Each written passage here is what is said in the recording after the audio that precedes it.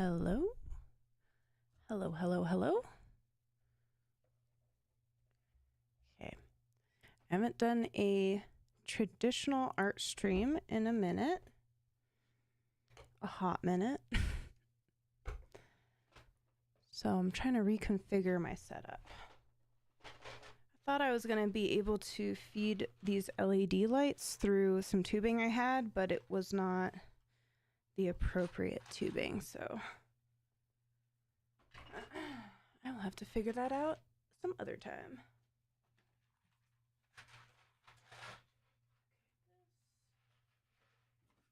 All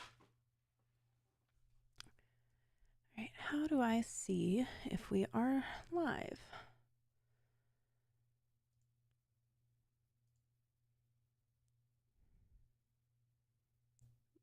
Oh, great. Thank you. It looks like it worked. Okay, so I'm going to mute that. We are live. Great. Cool. It worked out. Yay. Sweet. All right. It's probably just me right now, but it looks like it works. This is my first time streaming from YouTube. And yeah, I'm really excited to get to do this. I'm just going to hang out and do some art, but if anybody drops in, hi, is that Trinity? Hello. If anybody drops in, I'm happy to show off stuff that I have with me. I have my easel over here, but I'm going to move it, I think, in front of me. Hopefully it doesn't like get in the way of that camera, but it should be all right. Should be all right. Okay, so I can see chat now. I love that. See if I can pop it out. Pop out chat. That'll help me a little bit to keep things organized.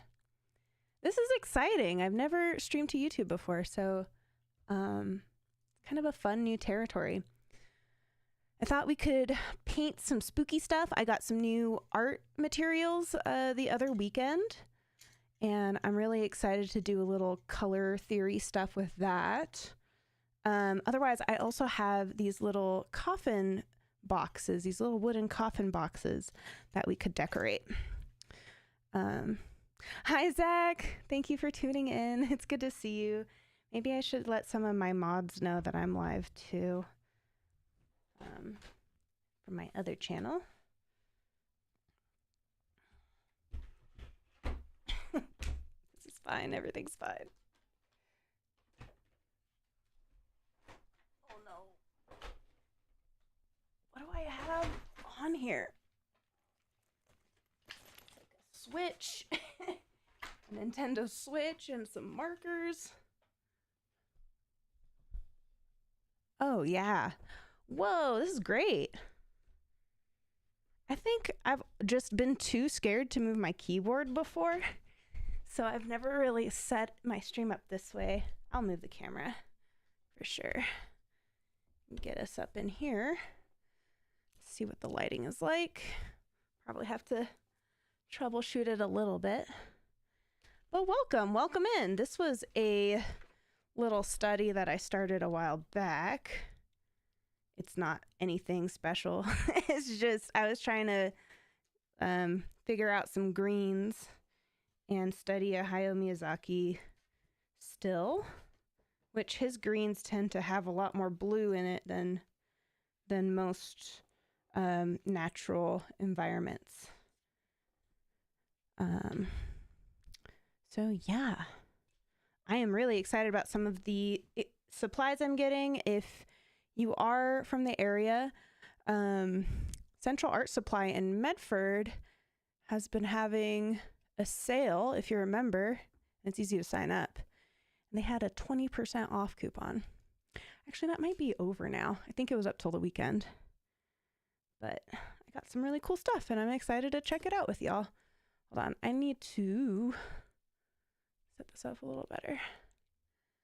I'm like sweating. It's so warm in here still. All right. This is not going to be the main feature. Sorry I don't have a better camera for my art camera. But yeah, this is my big easel in the back. I just put a meme painting that I did a while ago back there. It's gonna look a little different because of the green screen, but I figured I could start just flipping through things, or we can do some art. Traditional art is really hard to stream for the lighting alone. And I had found a solution, but turns out the casing that I had found for it was not the appropriate thing. So I will have to do that some other time. All right. So this is a sketchbook I brought with me when I went on a big Euro trip for my grandmother's 100th birthday. And in here I have some sketches. This is from the Minoan column capitals that they have there. So if you're not familiar with what a capital is, columns tend to have a decorated part at the top, and that's called the capital. And the Minoans are an ancient Greek civilization who used bulls a lot in their iconography. This is a self-portrait, probably less interesting. Let's see what else we have back here. I was trying to get set up for Inktober that year. I've never successfully done a full Inktober, but this was a haunted house that I started doing, and I was really hard on myself at the time. Sorry, this is awkward because the camera's right there. I was really hard on myself at the time about it because it wasn't perfect, but I'm pretty happy about it now, looking back, just as a little preliminary sketch. Some more house ideas that I was considering. And then this one, I kind of liked this one because it had a turret, and then it had these windows that kind of looked like eyes at the top, which I thought were really cool. But I didn't get so far on this. It actually took quite some time to get through these. As a self-taught artist, I am a little more slow. I'm a little slower at the arts, but I'm working on it. Been working on it as much as I can in my off time when the health allows it. And yeah, it's been nice. It's been nice because I have some chronic pain issues, and so it's become a priority to try to be a little faster at what I do, because previously I did a lot of tedious ink work, and it's just not a great fit for me anymore. Okay, make sure I didn't miss anything here. This is a watercolor that I did of a view in a place called Cefalu. That's spelled Cefalu. It's on the western corner of Sicily. Oops. And pretty new to watercolor, honestly, but I look at it now and I want to add more shading and values. I think I was a little nervous then. Whoa, seeing these YouTube emotes is so weird. They're so different. Yeah. And that was fun. I live streamed that while I was traveling. I would do some, oh yeah, here are those bulls again. Didn't quite get too far. This is the watercolor that was used on the brochure. See, the lighting isn't super reliable. And yeah. Ooh. Pardon me. It is really warm in this office right now. And I'm wearing a huge onesie for Halloween. Happy Halloween, everyone, by the way. Yeah. All right. So, trying to think of what to start with. I was thinking about sharing it with some friends. I just kind of try to keep myself safe when it comes to parasocial relationships and, like, you know, my name and location, you know? Yeah, happy Halloween. Let's see, what else do we have? So much stuff. A lot of old stuff. But I've been having fun with sketches and stuff. I have to be careful on some of these sheets because some of them are kind of like diary-like. This is an old sketchbook. I kind of need to bring this back, I think. Please forgive me and my my chaos here. Maybe if I move this, then I can move this back. Yeah, there we go. Have I watched Over the Garden Wall, or are you asking the chat? I sure have. I love me some Over the Garden Wall. Just recently watched it, actually. That pumpkin kind of looks like one of the Over the Garden Wall pumpkins, huh? Let's see. This is more difficult because I have two sketch pads. I was like, I'm just going to bring all of the sketches for the open studios. I have a obsession with collecting sketchbooks, which is great because now I get to just focus on collecting supplies, other supplies. Okay. Where can I start with this? These are a bit older, from like 2019, I want to say. So some of my older sketches. I was just sketching eyes and a little Dias de los Muertos dude. I think it was another Inktober art prompt. I somehow find myself abroad a lot that time of the year, I suppose. These were art requests. They're very disturbing. Sorry about that. Those are from people who paid to have me draw their art ideas. They're very silly, but the support was super appreciated, of course.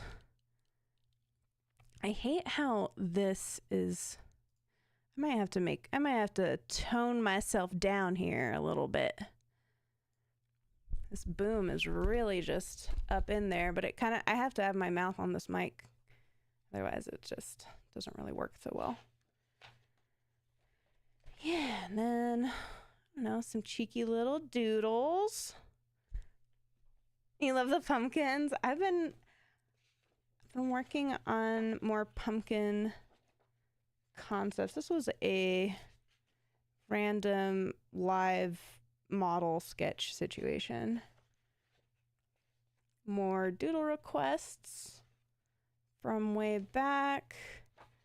This was a lion or tiger or something I was trying to draw. I never finished it. This was also a study. I have some friends that used to do a community like art thing, where they would have reference photos in their Discord, and then we would all just practice drawing the different references. So these are two of those references from a long time ago. That was really fun. I enjoy doing stuff like that. I was trying to do a Mojo Jojo here. It's not quite complete.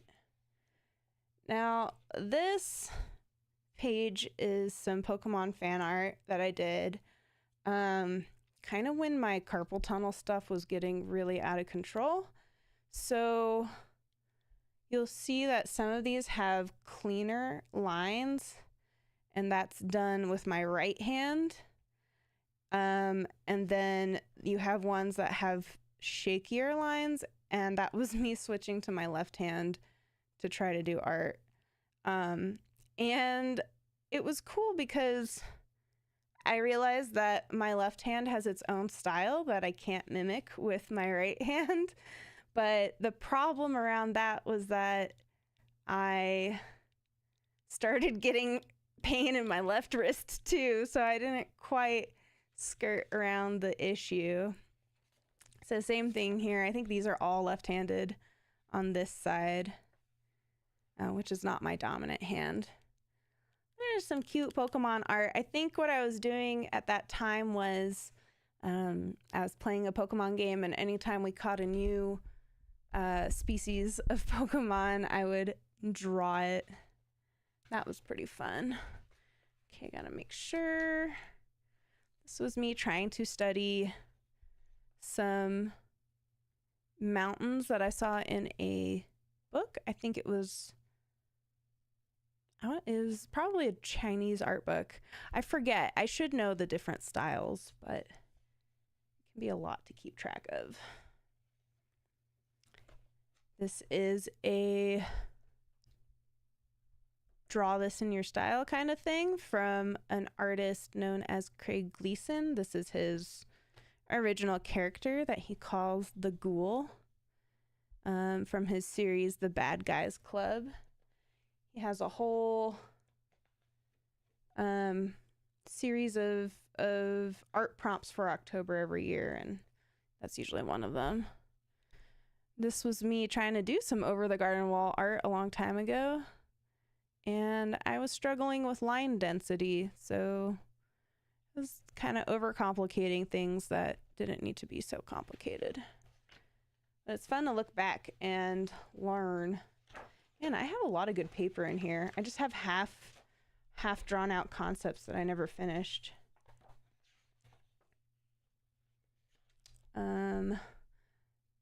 This, I don't remember what this was, but I was trying to figure out how to do multiple teeths on something. This was a tufting design that I was playing around with, but because a lot of people were doing these portal rugs and I thought they were really cool, I wanted to try my own portal design, but I have not had the opportunity to get my tufting stuff completely set up. Then we have free paper. These sketchbooks are really nice. They're the Lecter or something.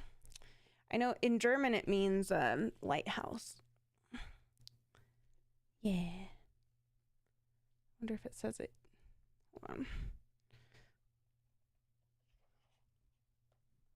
I'm not seeing it.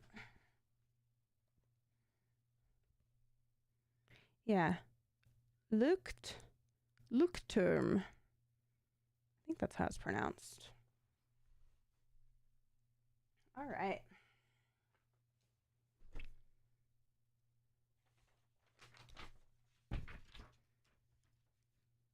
So what sounds like fun for tonight? Any spooky art requests? Let's see, what else do we have here? This is a book I have to be careful about because sometimes I write down really personal thoughts when I'm not feeling well, and not everybody needs to see that stuff. This is another doodle page with a bunch of eyeballs on it and some mushrooms. I enjoy doodling eyeballs, and I enjoy drawing with rainbow pencils to sketch because I feel less bad about my mistakes when it's in rainbow because it kind of ends up all looking really pretty anyway.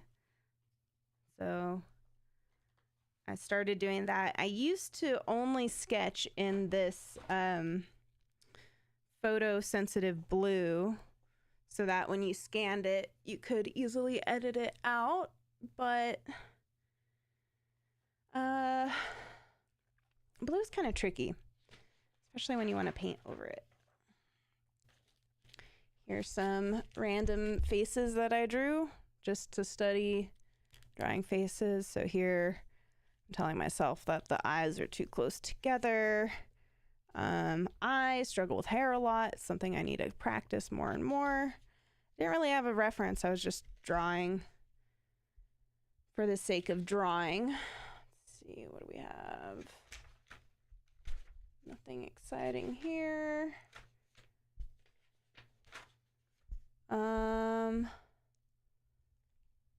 A little Furby. And this was gonna be a Karok from Breath of the Wild, but I didn't quite finish. All right, let's see, what else do we have? I feel like I have to go through this first.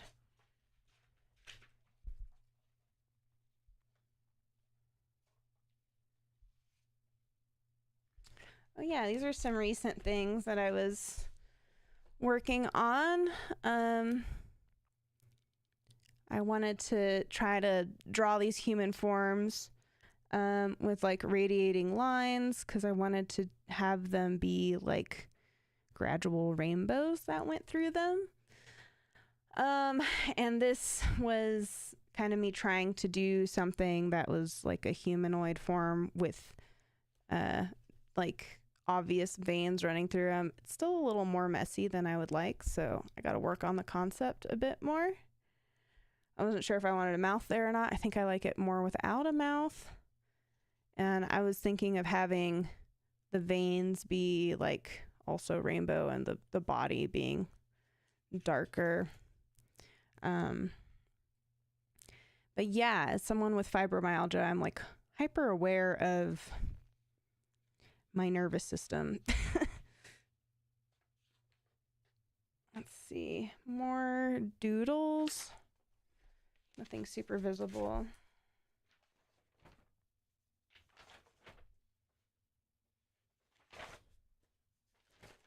This was my original sketch for the window proposal.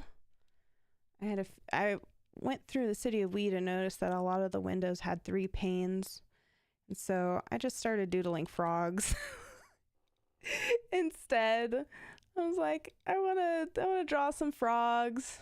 This dude's really creepy. I'm sorry. And I eventually came up with some original frog designs that I like. I like this one a lot. That one's probably my favorite. I like this one too, even though it's not complete. There's a little black bear there in the corner, just chilling. Just chilling.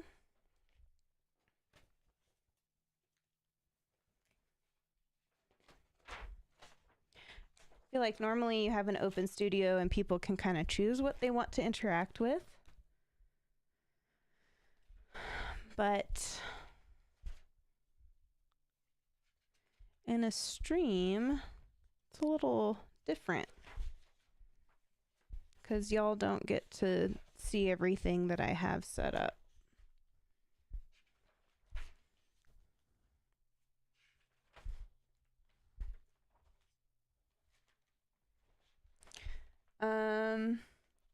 Okay, so this has some little anecdotal things on it, but like I'll write down today, mobility is hard, just because it's easy to forget. It's easy to forget what a flare-up is like or what it's like to be limited when you're not feeling that way. And for me, it's good to keep track and remember that like those experiences are valid. This was just me doodling a bunch of pumpkins. They're pretty square, which I'm not super thrilled about, but I've since fixed it. I like the faces a lot. So I was thinking maybe we could paint a little jack-o'-lantern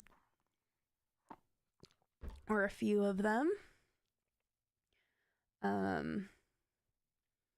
really like doing the teeth in this wavy way. I don't know. I just think it's cute and different.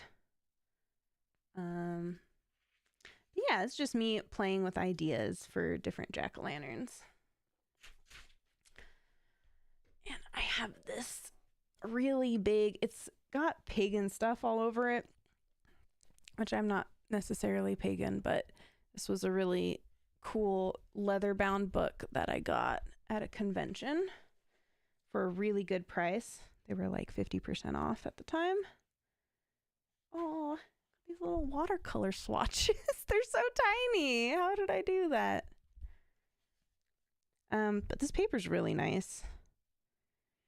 It is a bit softer, so since it's like handmade paper, I feel like it pills up under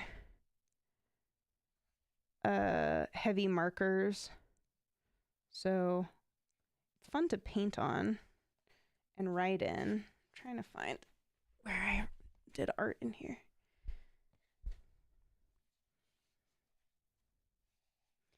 All right.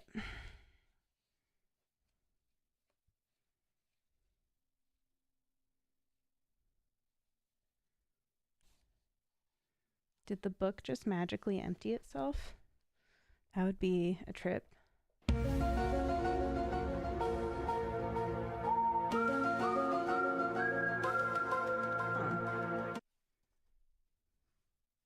That's really confusing. Maybe I did have it the right way before? That had to have been it. Okay, here we are. I just decided to paint like in the middle for whatever reason. Oh, I have a little bookmark here. Okay. Here we are. Lots of skulls and pumpkins today, huh? These were some skull practices I did quite some years ago. Probably 2018. Because I got this book in Seattle at Emerald City Comic Con, which was really fun.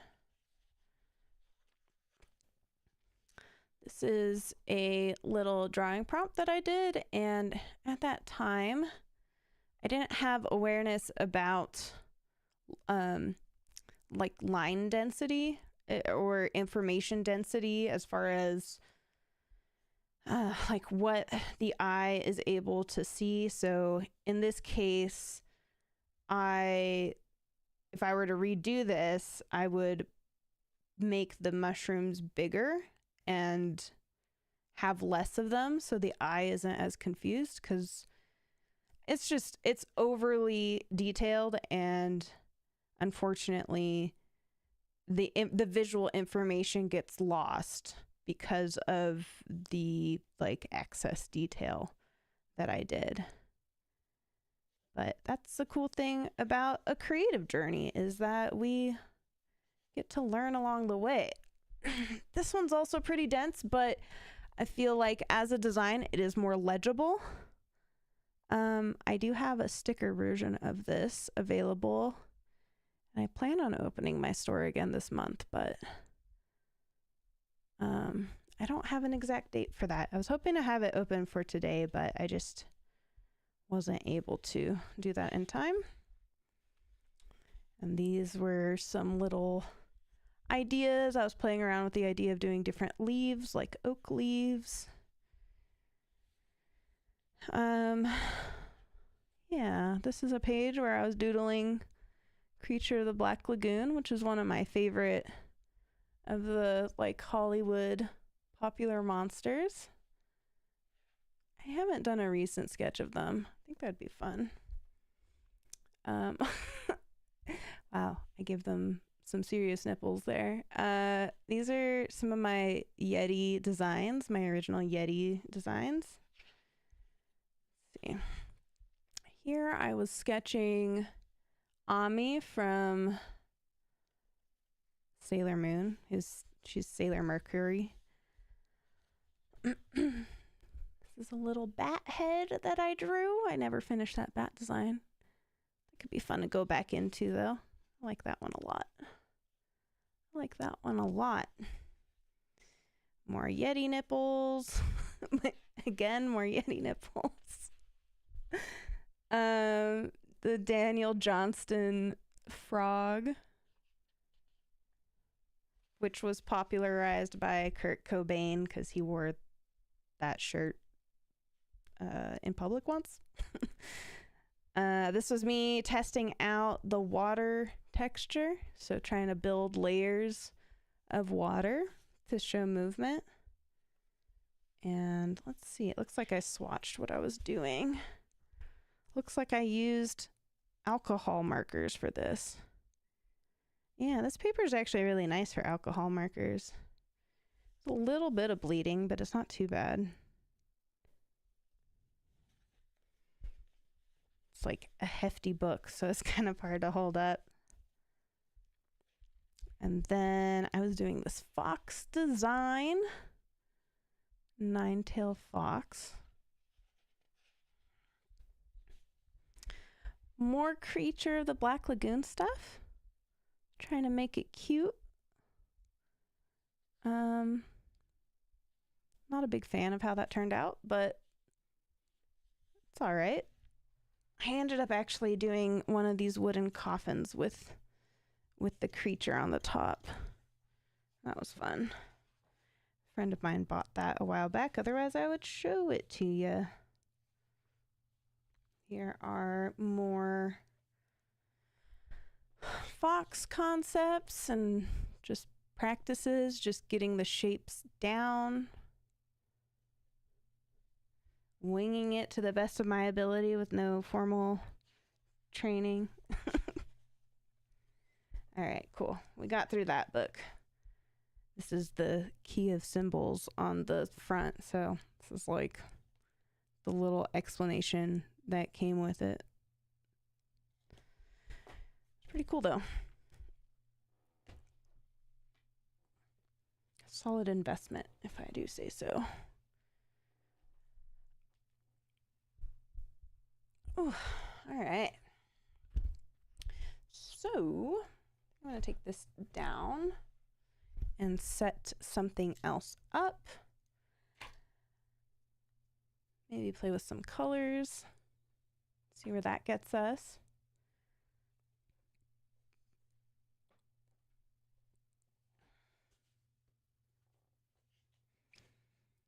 I have a friend of mine who actually, she does videos on YouTube. Her name is Sarah Burns, and you can find her at Sarah Burns Studio, and she does some really in-depth color theory reviews. Well, more specifically gouache reviews. So if you are ever shopping for gouache, I can recommend her channel because it helped inform my decisions last weekend on what brands of gouache I wanted to buy. So now we get to play with them, which is kind of exciting. Yeah. All right. Let's see. Does YouTube have categories like when you go live, does it put you in a category? Or do you get to choose the category? I'm not sure. Do do do do do. Do do do do do do do.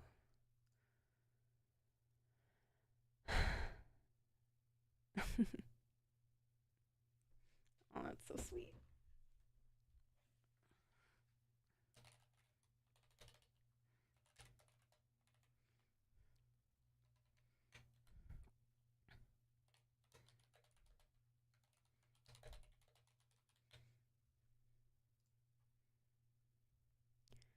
Let's see if I have any homies around. Do do do.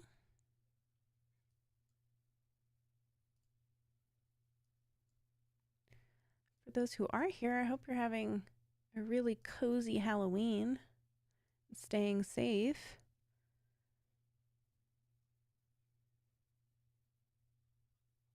I've been enjoying the weather a lot and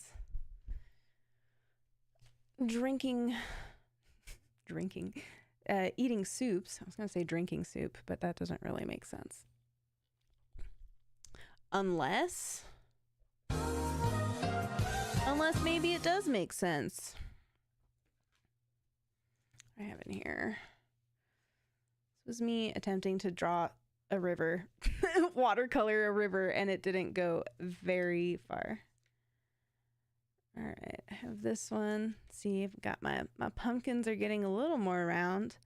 Oh, that looks almost better on camera than it does. Those colors pop really well. Let's go. Except for the yellow. The yellow's muted. Oh, well. All right, this was just me starting with 2 colors. I'm really happy how it turned out. I got this Royal Talon set. And this is just kind of their intro set, because the professional grade is, I think a pack like this would have been like $40 to $60. But it was only $15. That's before the discount. So I've been really stoked about these. I have yet to fully play around with them because I've only started with these 2 colors. But I also got some M. Graham and Company. Oh, these are watercolors. Why did I think this was gouache? Oh, well, that's fine. We do watercolor too. It's just gonna it's not gonna be the same. Did I make that mistake on more things? In theory, I could just exchange them. This one is gouache. Okay. Okay, so that I did get gouache. Just one of them is watercolor so far. Maybe it was in the wrong section. Gouache, gouache. Got the primaries. You have your cadmium red and cobalt blue, primary yellow. What else do we have? Titanium white, which is arguably one of the more important colors when you're doing gouache. And Viridian green, because that's just fun. That's again going into those blue greens. This is acrylic. Don't need to worry about that.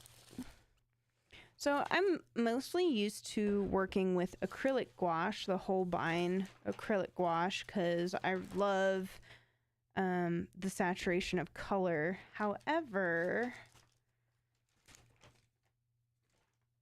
I'm not a huge fan of the acrylic part. It's weird because you can kind of build layers, but at the same time you can't. In my experience, it gets a little pilly. So the paint will pill up when you try to layer. And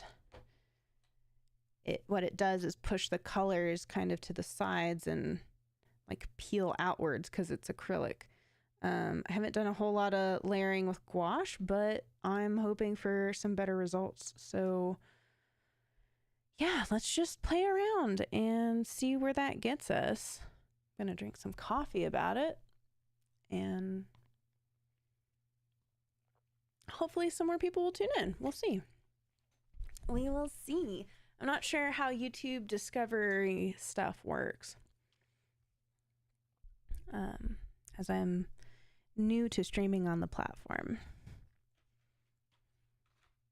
This is a great Tara McPherson bookmark, though. It's a good one. I haven't seen it in so long because it's been in that gigantic leather-bound book. That's one of those art supplies that I know is expensive or like, I don't know, I guess better quality. So it can be harder to play with those materials. But I'm slowly growing out of that fear because It's important to use the stuff you have. Otherwise, you either miss out on getting to enjoy the things that you love, or things will go bad. I have a tendency to squirrel away things and then them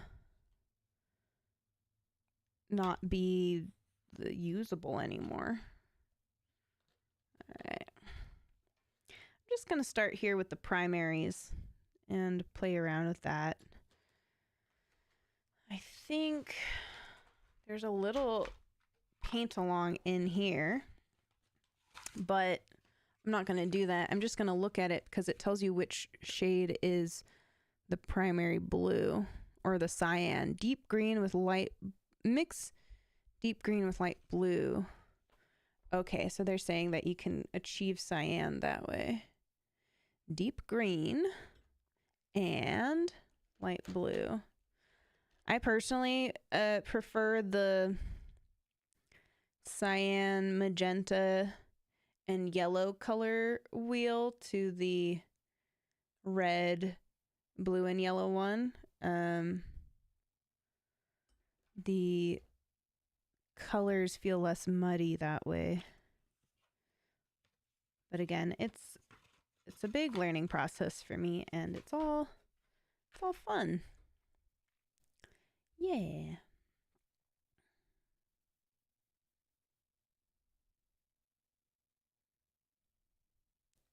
All right.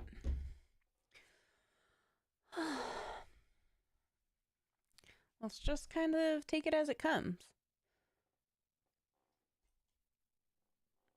Got some watercolor brushes here that I haven't used a whole lot.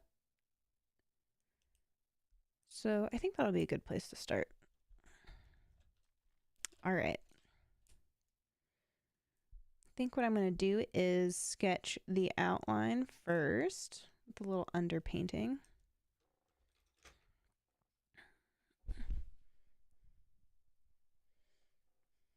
I also got this little palette that has containers on it. I don't love that it's plastic because plastic's a bit harder to clean, but I do like that these parts are at an angle. I don't know if you can see that. And it has containers for the colors. So I'm going to test out and see if I can reactivate any of these before I really get going. All right.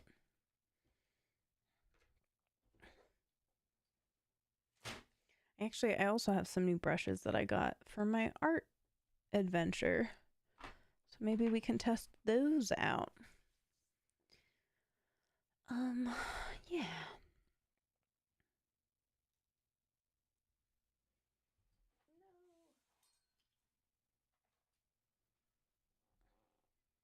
Okay.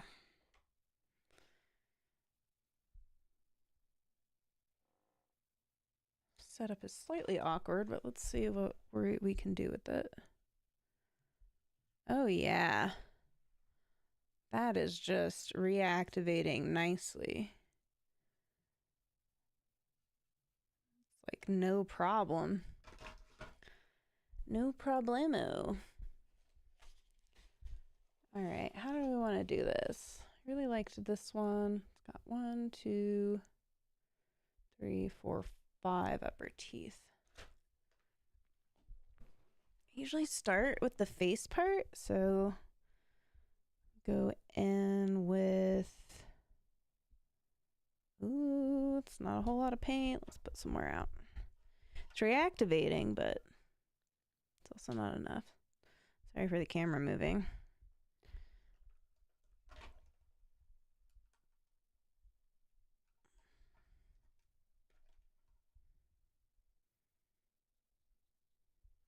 Okay, maybe I can do it this way. Let's see. There we go. Oh, yeah. Come through. Let's see what's up.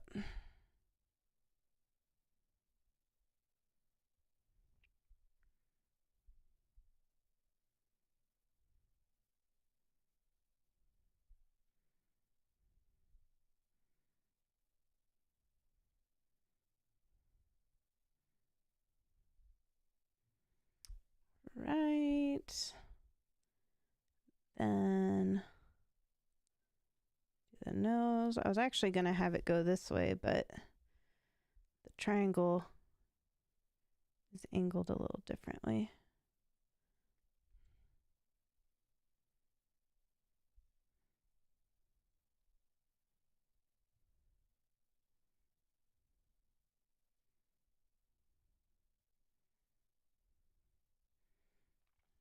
Just start here for now.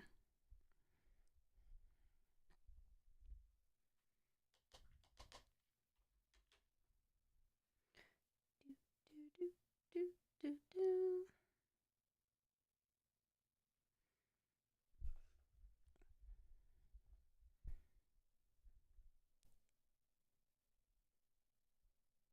It's just so peaceful.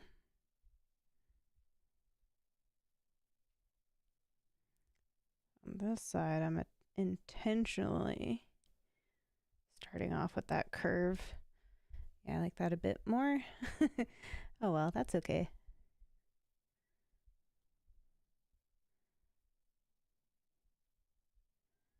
Perfectionism is the creativity killer.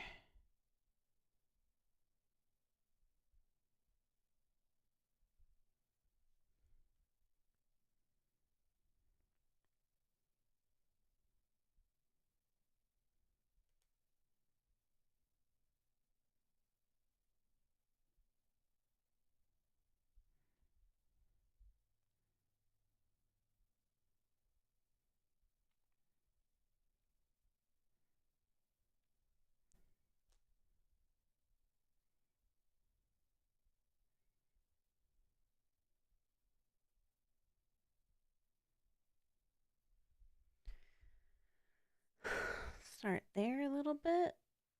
I can already feel my wrists getting angry, so I'm going to be responsible and wear some supportive gear. Just gonna stretch my wrist for a second here. It's definitely something that gets in the way of my ability to create, unfortunately.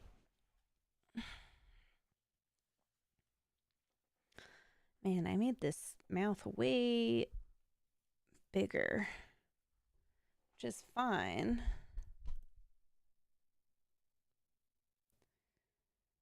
Trying to figure out how I can push and pull some of the stuff. But for now, I'm not going to worry too much about it.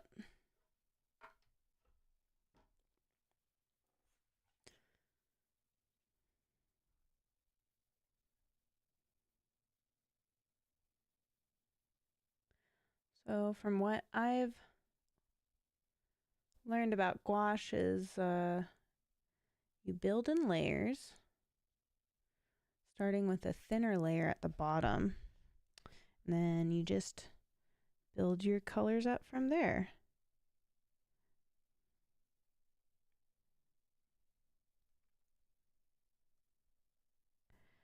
That's what this is intended to be, is a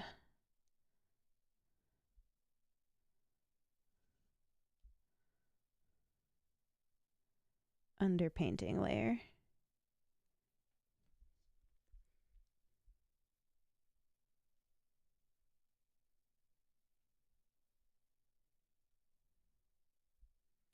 Okay.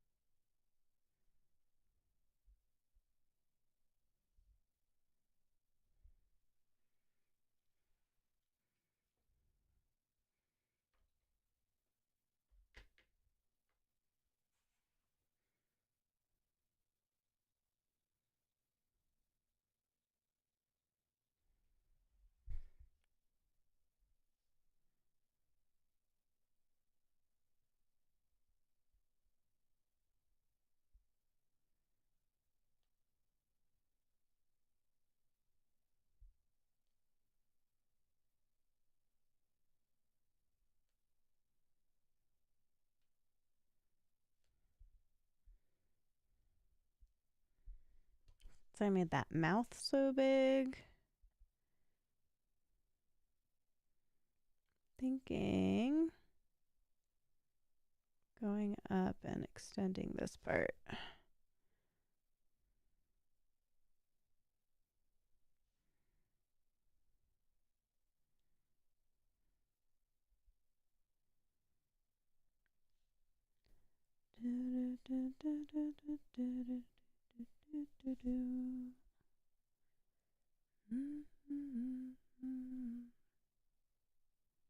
All right. Let's go. Oh, I did it backwards. Why did I think it was this way? Oh, oh well. That's fine. Can always do another one.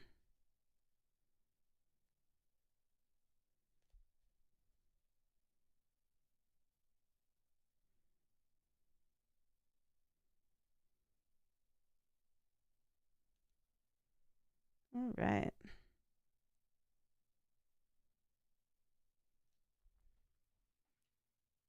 Give it a little dimension.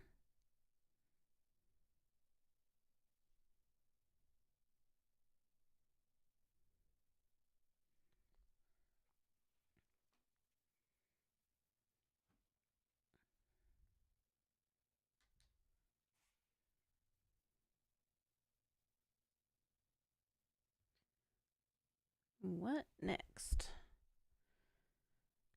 I mean, in theory, I could change gears, right? And just paint over it.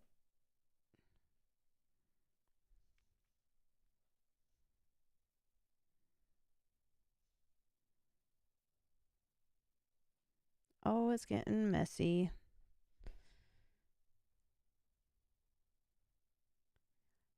Do, do, do, do, do.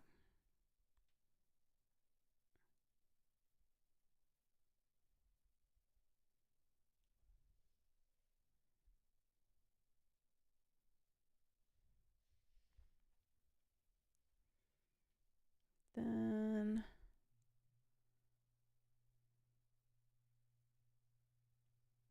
take the bottom like this.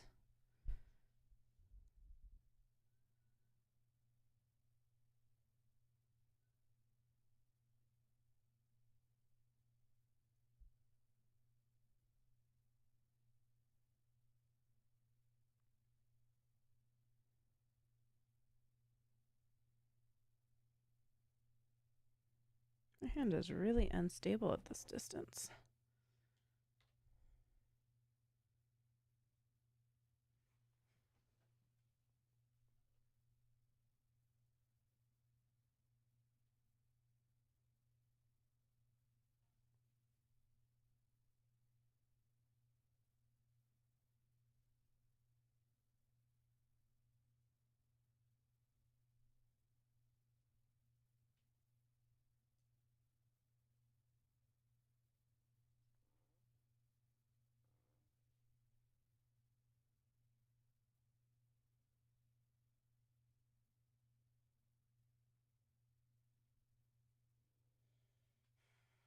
It's still all square.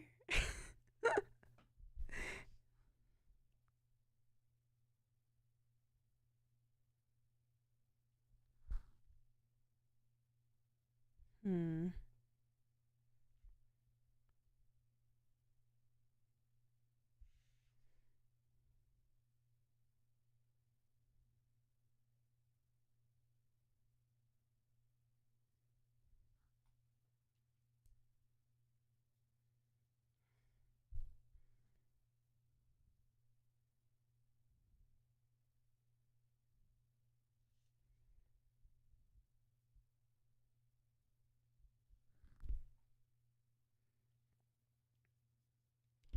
Oops. Keep hitting that camera. So professional. So professional.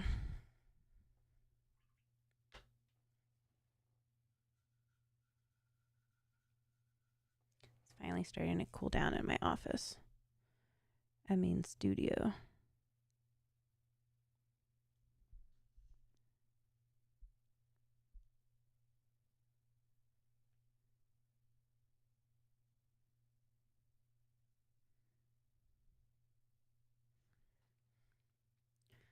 I made this one way larger.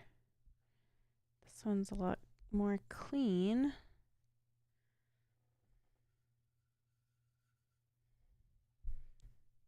I normally do an under sketch, but felt like it would be fun to just hop into it this time.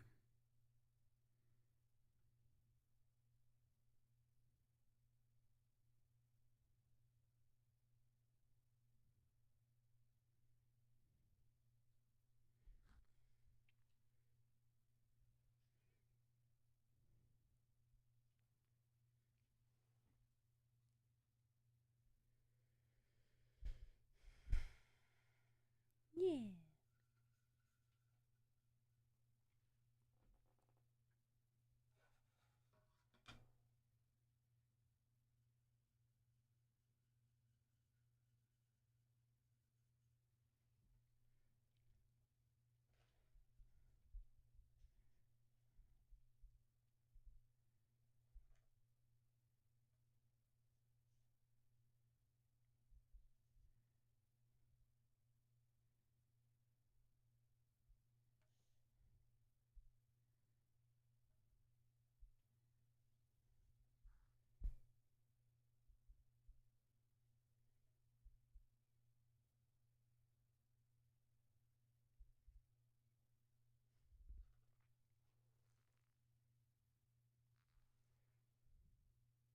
Okay.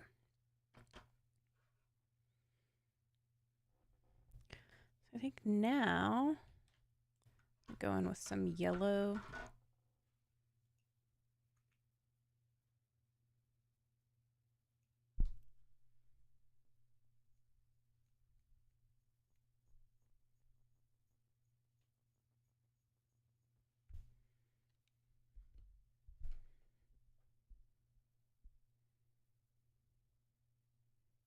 Try to get that light in there.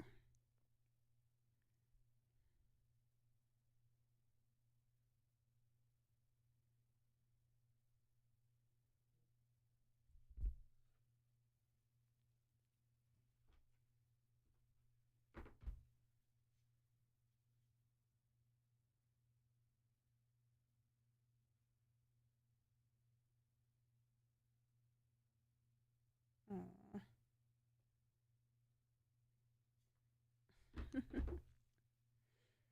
Just got a photo from my sister-in-law of all the kids dressed up tonight.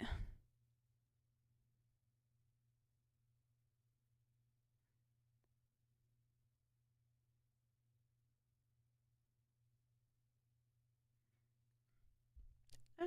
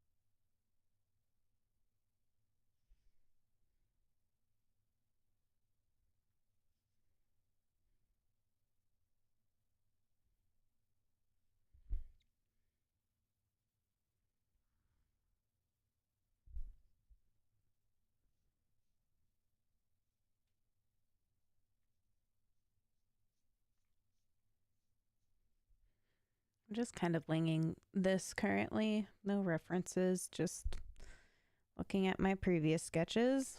Doesn't even, doesn't necessarily look the same as them, but they are still there for reference.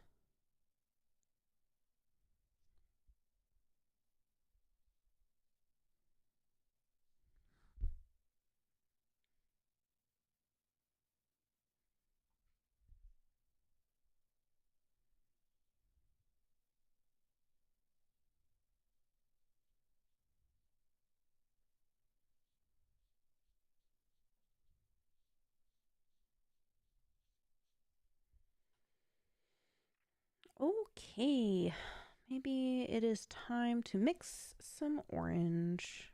Almost dropped the cap into my lap. Well, it did fall on my lap. Almost dropped it onto the floor. All right. Let's see what we can do here. I have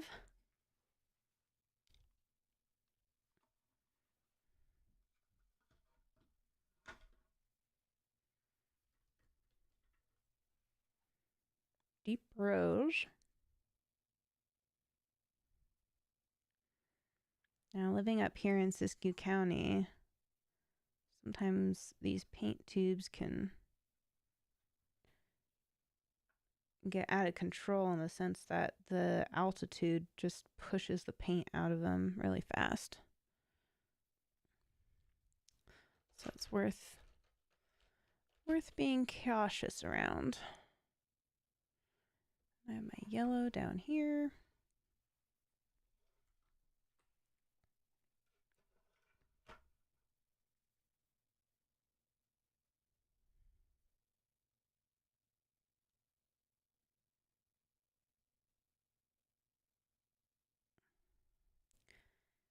Yeah, the yellow is ready to escape the tube, the tubey prison.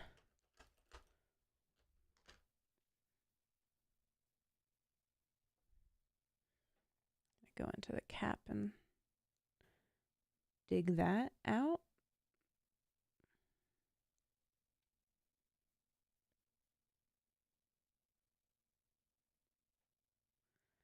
Okay.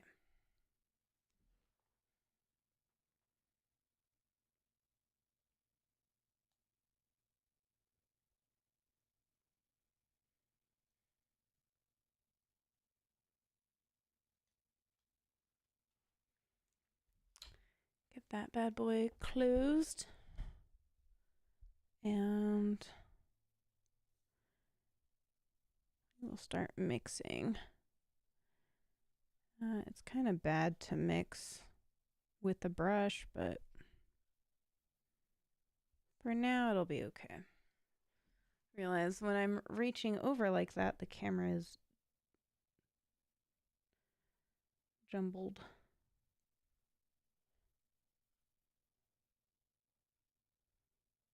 All right.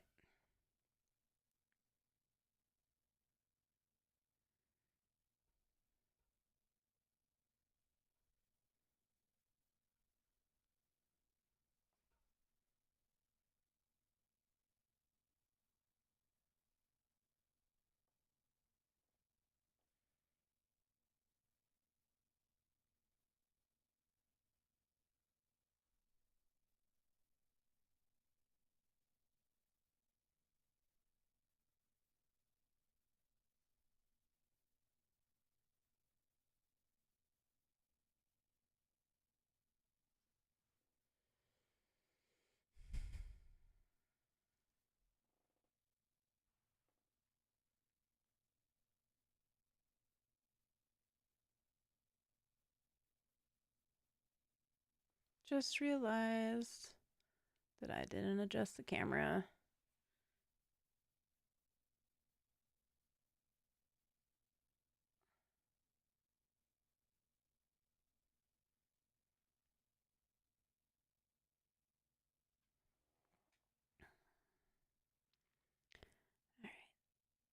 All right. I want to put more yellow out.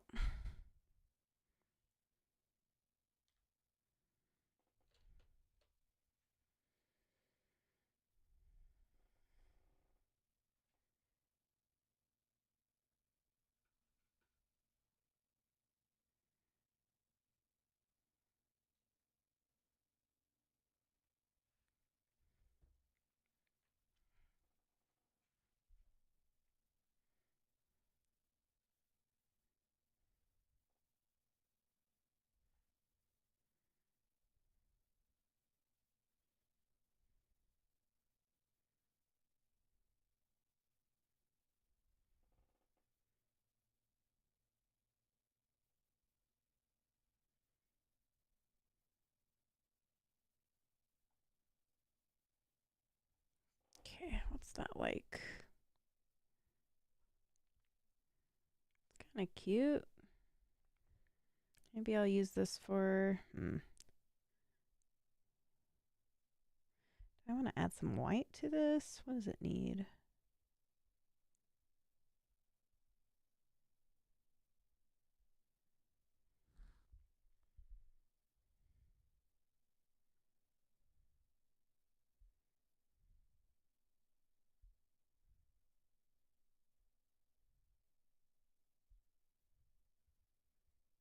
Hi, Patricia. Thanks for tuning in. It's good to see you. I hope you're doing well. Happy Halloween.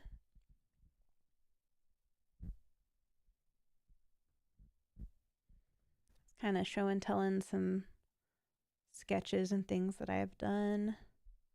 But yeah, if there's anything that people are interested in seeing, don't hesitate to ask. I realize it's probably kind of hard to ask when you don't know what is around, but doing some sketchbook tours earlier. All right, let's see. Oops. Just painted my microphone. That's fine. Okay.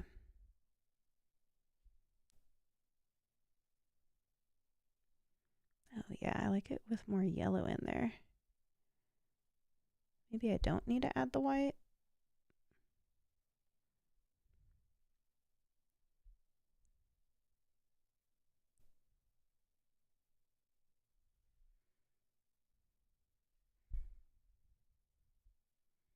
Try to get some of that ambient occlusion in there.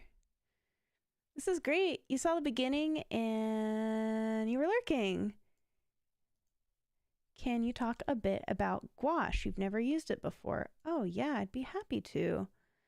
Gouache is a chalk-based medium. And it is water activated, but it is fully opaque, unlike watercolor. So watercolor, you have to be really careful and know where your lights are gonna be, because you can't lighten up a watercolor. But with gouache, you can build layers. Again, it is water activated, so when you are building on top, you want to work in thicker layers. I think there's a degree of mixing for them. But yeah, I was talking about earlier how a lot of people start with acrylic gouache, and that's what I had previously been using. But what would happen when I layered it is that it would still get reactivated by the water sometimes, and it would push the edges to this, like, I don't know how to explain it, but it would just, the water would separate the paint and it would have these like ridges of plastic. I'm trying to move more and more away from acrylic because it's not it's just bad for the environment. But gouache isn't so bad, especially if you do your research on the brands that you're buying. This stuff is so smooth. Again, it was only $15 at Central Art Supply. And I'm sure that downtown at the local art store, she'd be able to order them. Oops. It's the Royal Talens brand. Where's the box? Here it is. So this is kind of a starter one, but I have already been super excited about it because it's so smooth. There's like very little resistance on the brush. So it's fun. Oh yeah. I think you pretty much, you had it closer in the beginning. It's one of those words that is difficult to spell until you obsessively nerd out about it. I feel like, you're at the Media Council Open House Studio. It would be so awesome to have you do a regular art program tutorial on their public access channel. Yeah, that sounds really exciting. Oh, I would love to participate. Yeah. This is fun because it's forced me to set things up that I've been kind of procrastinating on because I've been really shy about my art process since I got sick and stuff. Um, but I do like doing this. It's really nice. And I try to be like unapologetic about the fact that I don't necessarily know everything about everything. Like, I'm not the biggest expert, but I think just by doing alone, that's the most important thing. Because getting over that fear of failure, I think as an artist is the hardest part. And you never know. It could be something that you don't like, but somebody else might enjoy it. We always are our worst self critics. This is fun though. This medium's fun. It's just like play. You just keep going back and building.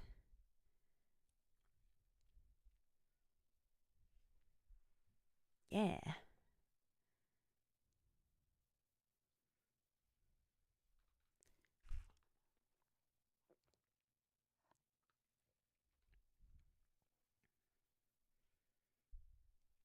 But yeah, I'm also happy to teach others about live streaming since I've been doing it for quite a bit now. The thing with traditional art is just the lighting is super tricky. Um, what I was hoping to have set up for tonight was this double archway thing of LED lights. And what that does is the crisscross helps prevent any shadows that are being cast from the top or like your hand, if that makes sense. And yeah, thought it was a good idea, but I still have to pick up some supplies for that. Do, do, do. More yellow.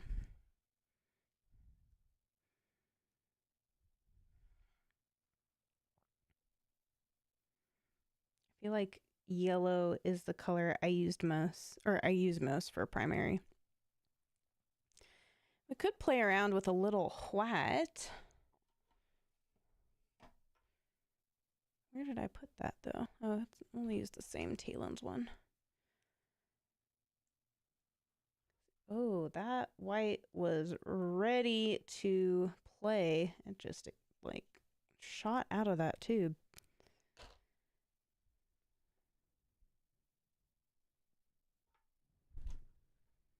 Okay. Let's see what these colors look like with some white in them. Show my mixing over here.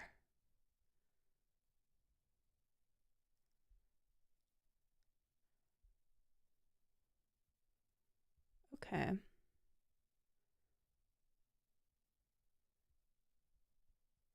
Again, it is a bad habit to mix with your brush, but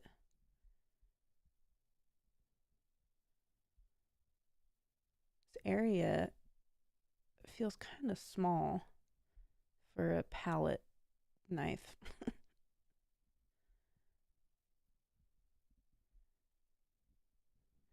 Okay, what is this like? All right, that's not bad. I'm sure that looking at a reference would be helpful here, but just kind of guesstimating where the light is going to be.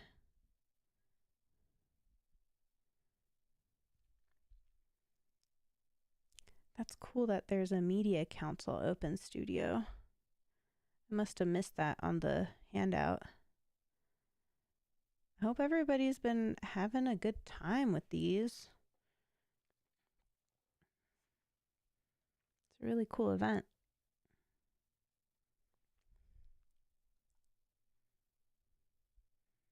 Oh yeah, I think that white is helpful because it's making Making these colors a little less harsh. Not that that's a bad thing, but okay.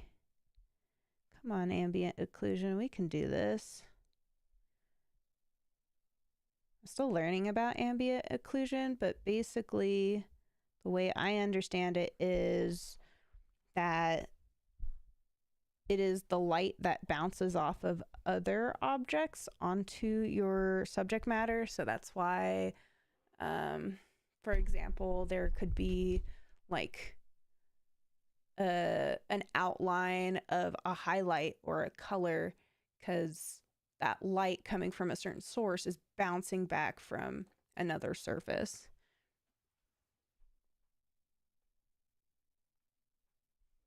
I would love to do like color theory things because I just like to play and explore learning by doing, you know?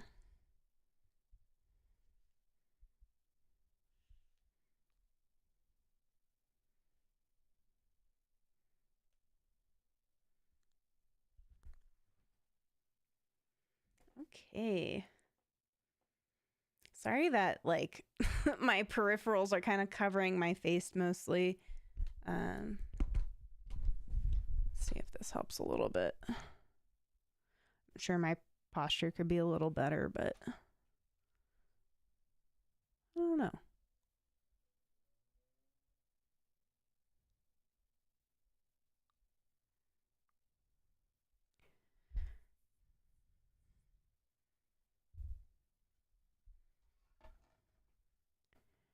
Gotta be careful because it's easy to have your colors dry out. It's so warm in here, especially with the lights. Okay.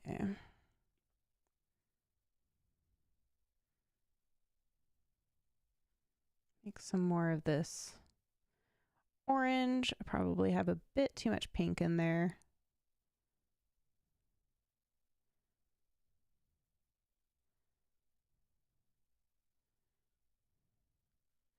Alrighty.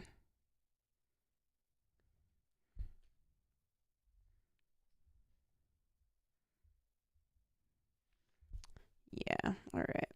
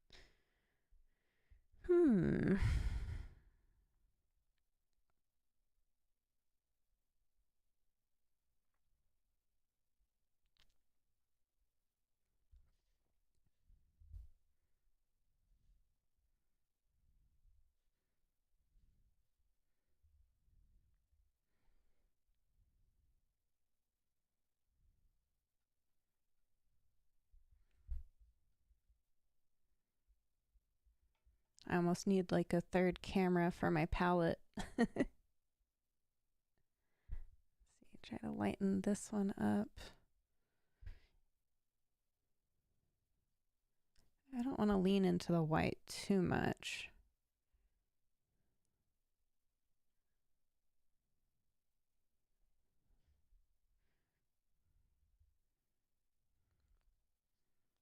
Yeah, like there. Feels like there's an oversaturation of the white.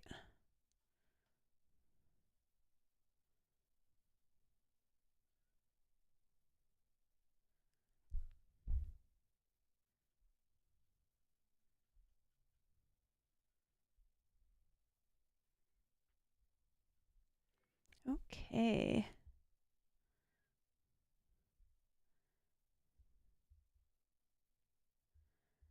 I think white and orange also you have to be a little careful with just because it can come up as gray like over here. Kind of see that. Go blend that in.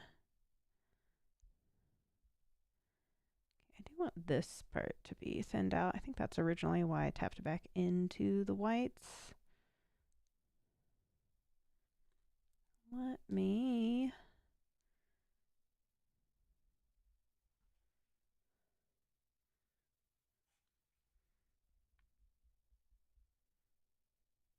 Oh, man.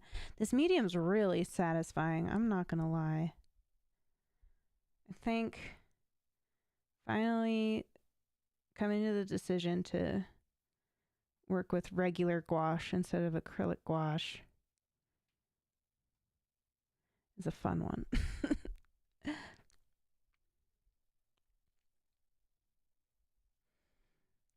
But you know what they say, buying art supplies and doing art are two separate hobbies. I think I've been practicing the hobby of buying art supplies a bit longer than the doing.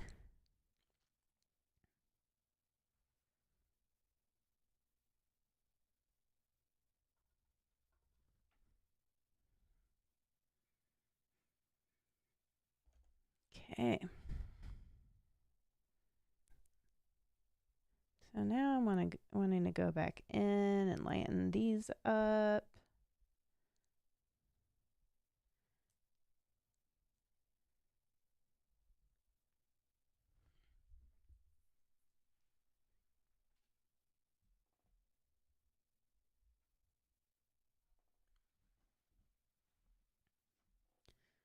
Go into my water.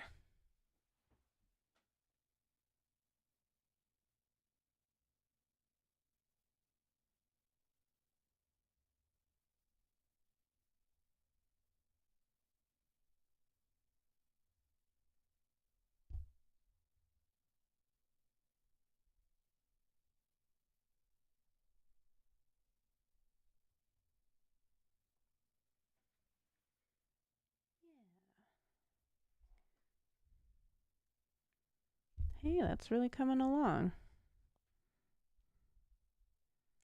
How fun is that? Not gonna lie, these are like the coziest Halloween plans. Hanging out on a stream and painting. Painting cute little jack-o'-lanterns.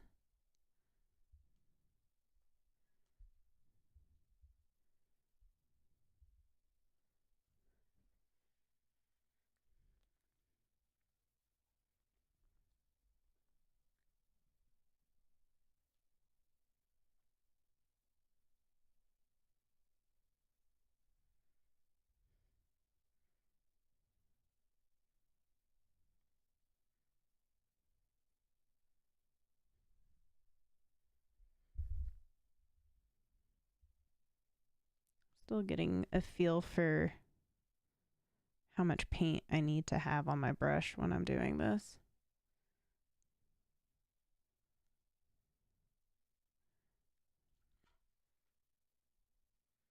All right, I want to go back in with the pink.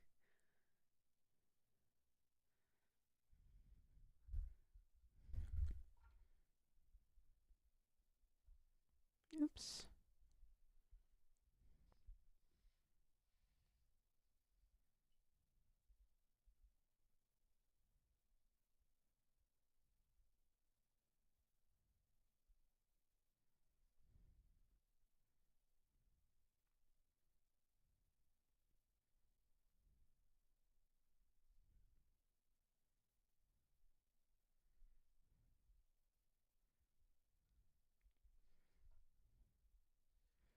Painting always has that like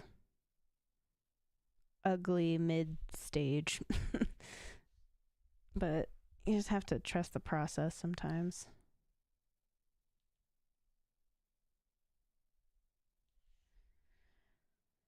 No mistakes, just experiments.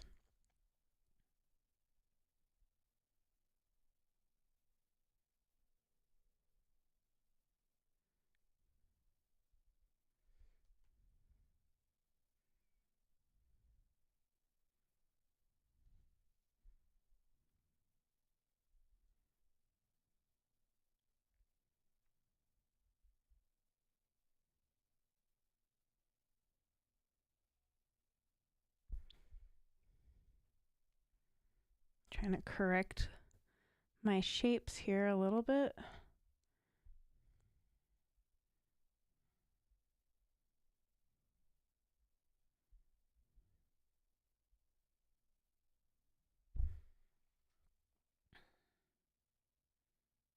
You have to run, but this is great. Yeah, thank you. Thank you for this amazing opportunity. I appreciate you stopping in and saying hi in chat. So, sorry if I missed you, but but yeah, thank you. This is exciting.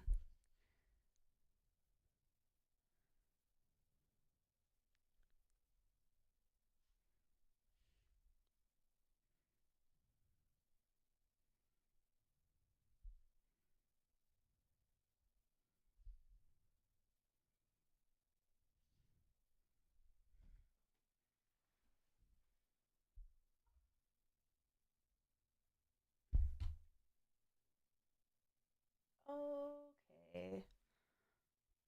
I wasn't expecting that to be so vibrant, but I kind of like the way it's mixing into this whiter orange.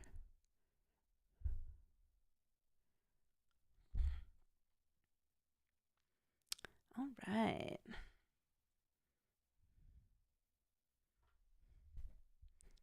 I'm gonna go in and, you know what? I think I'm gonna go in with a larger brush, just so I'm not tediously going through this.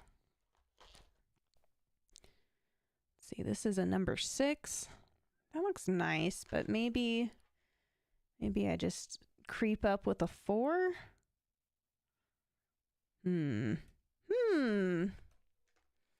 So these are actually watercolor brushes by Utrecht. These ones. This red one. What was this red one? Princeton. So it's a different brand. But these green ones are Utrecht. This might be a brand new one. I might not have used this yet. That, or I did a really good job cleaning it and reshaping it. Let's see. Okay. Oh, yeah, it definitely is crunchy. So that could have been me.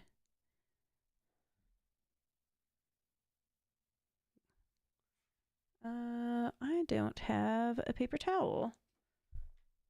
I'll just use this towel, this kitchen towel I have over here. That works. Perfect.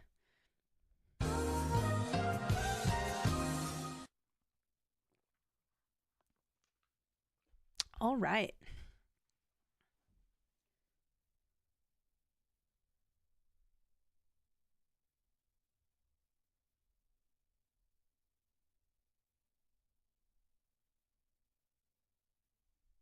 Yeah, this was the move.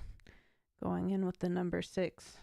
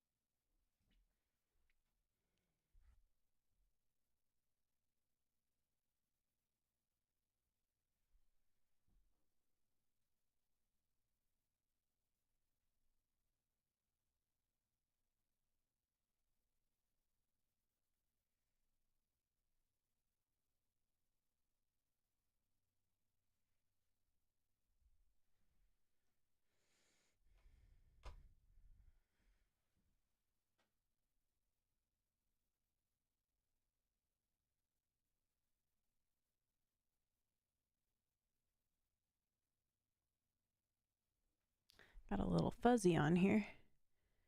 It's coming out so nice. Thank you, Zach. That's really sweet of you to say. I'm having fun with this medium. I'm still kind of problem solving some of it. Cat hair. Ah! maybe I do need my palette knife. There we go.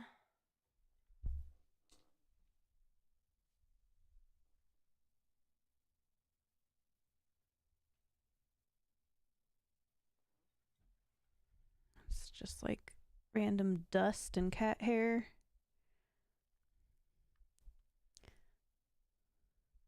The woes of being an artist with pets at home. Oh, goodness. The worst is when you are doing resin, though. If you're like casting something in resin. Oh, try to keep cat hair out of that or any pet fur, animal fur.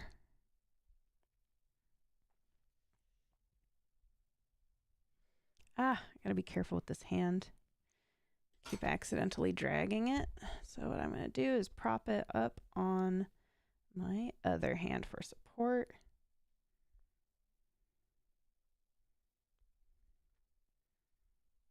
Yeah, this little guy's really fun.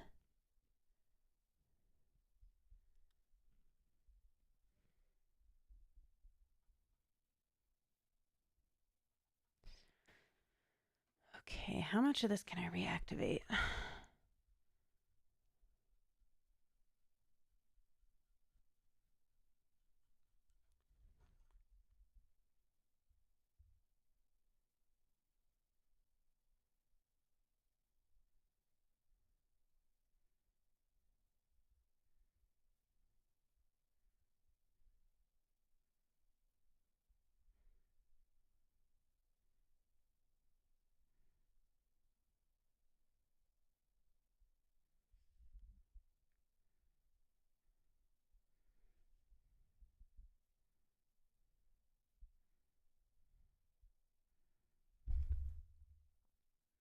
Yay!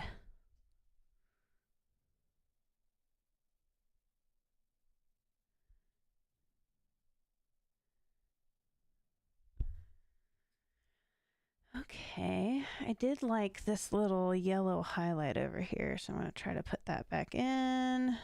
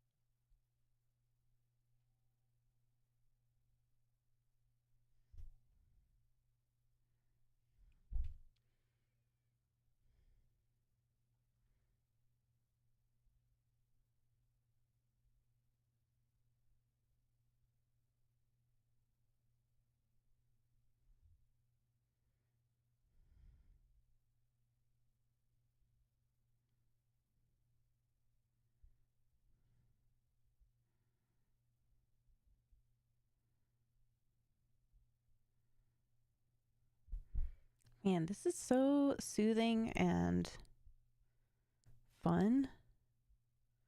I was a little nervous at first because of my setup and stuff, and I'm also playing with some newer materials, but once you get into that zone, it's just so cozy.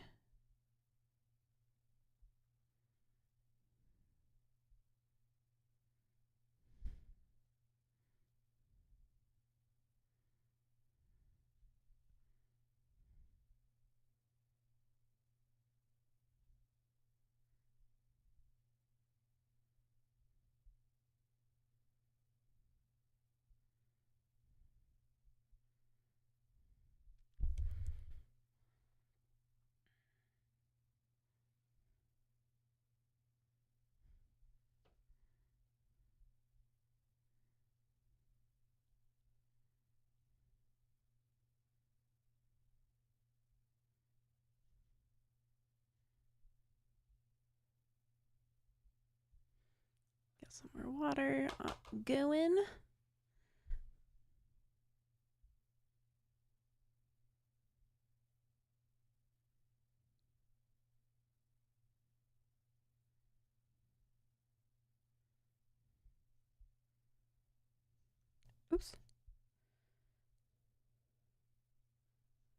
a close one.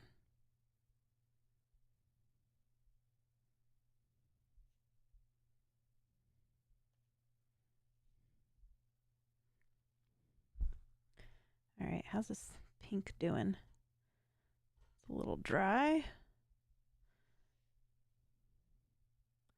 But thankfully it's gouache. So we can tease it back into playing again. I'm kind of keeping this space open currently because I want to have a stem up there. I'm not sure what that's going to look like yet. So currently it's just kind of existing the way it's going to exist.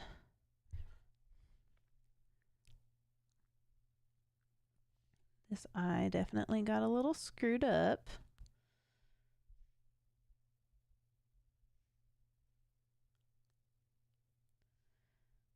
But overall, I'm still quite happy.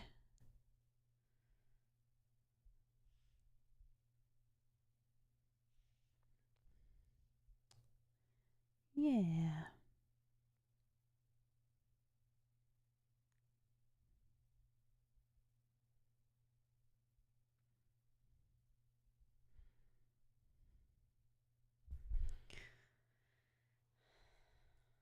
Right now, it does seem like some whites would be helpful to add some depth.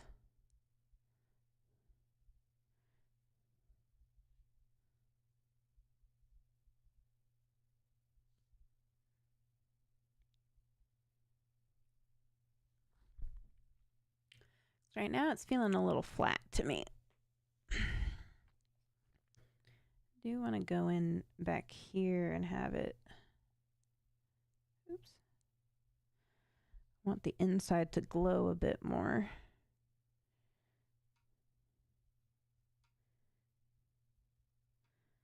I'm not sure how that's going to work with the outlines being that color.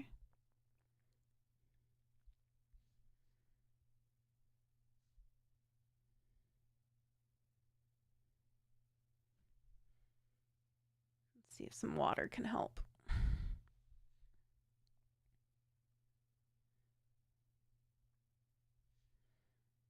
Oh, it's a very light pink now.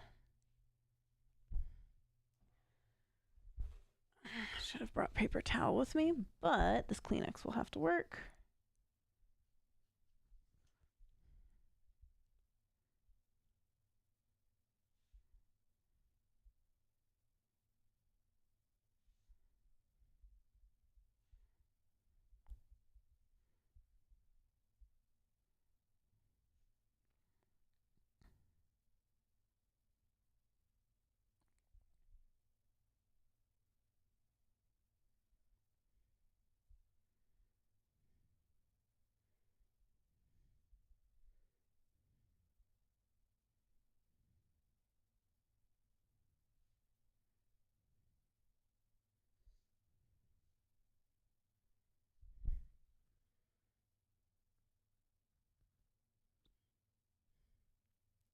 I think what I want to do is mix yellow and white together.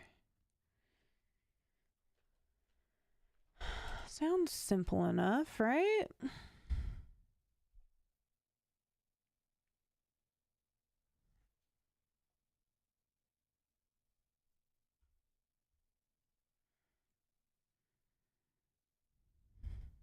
I'm putting this primary yellow to work today. A little bit of a headache though, so I'm going to drink some water. Kind reminder to hydrate. Okay, we have the yellow out. This is just another yellow. Giallo limone. Lemon yellow. Okay, did I put out the wrong yellow earlier?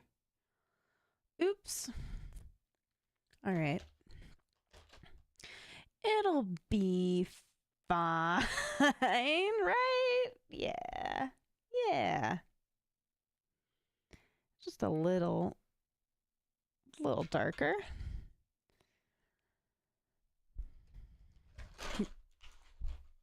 Almost dropped everything. Okay, I did drop something, but not everything. This is fine.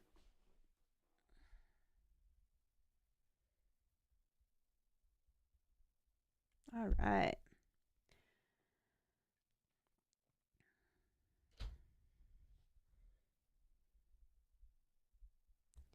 So the yellow that I poured out is a bit of a mustard yellow.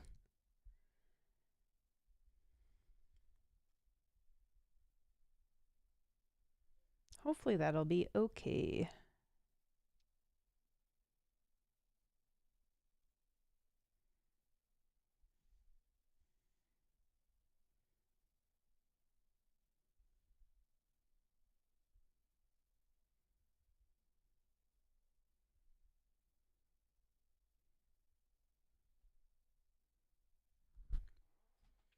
We're gonna make it work.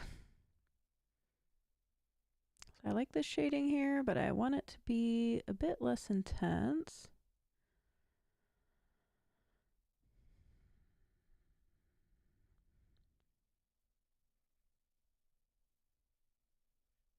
Actually, this shade of yellows may be even more appropriate for the orange.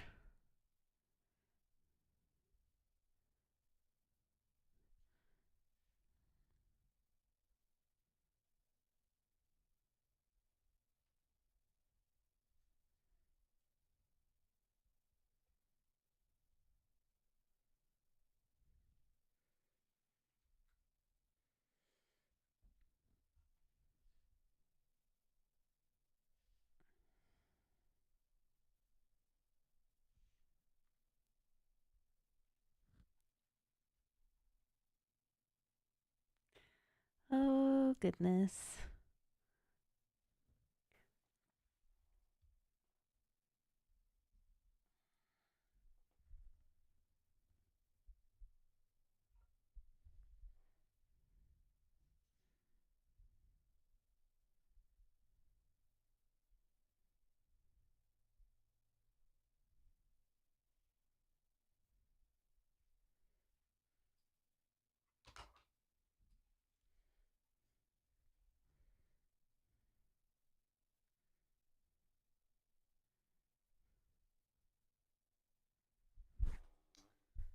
Found another cat hair.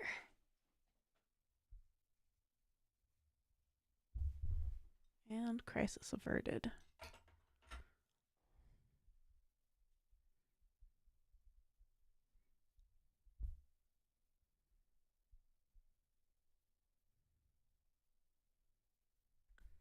Okay.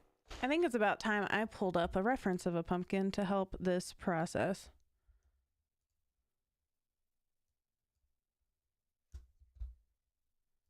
One day I will have a third monitor.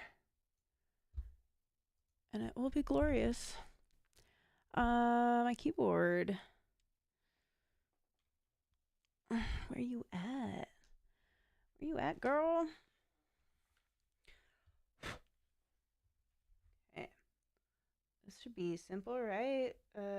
Pumpkin.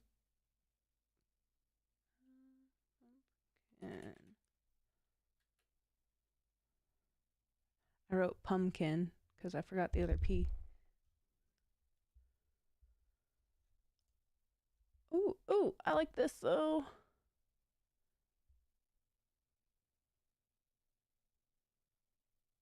It's got a lot of ridges.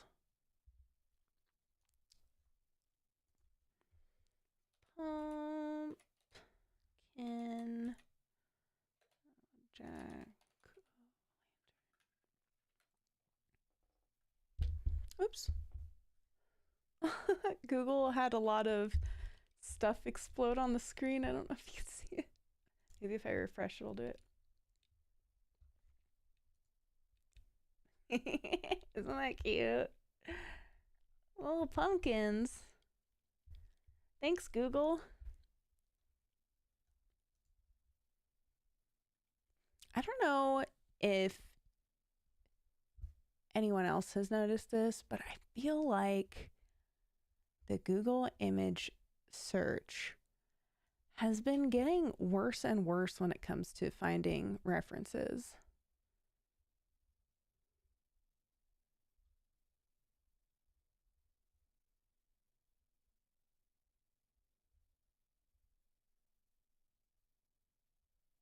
Okay, what kind of lighting do we want to channel here?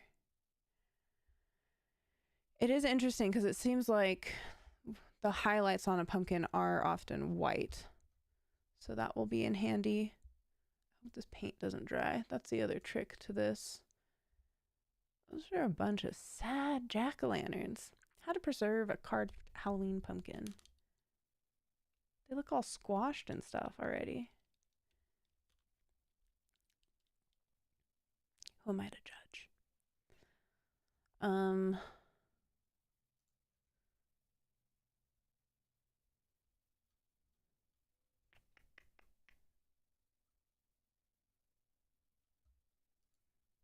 You know what? This will be fine.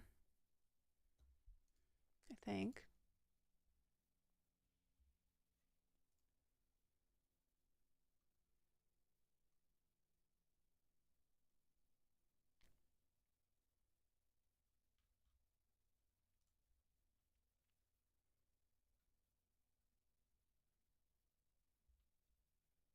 It's like the references of just normal pumpkins are almost better. I was watching this documentary series about, well, they just cover different things on Netflix. I forget what it's called exactly.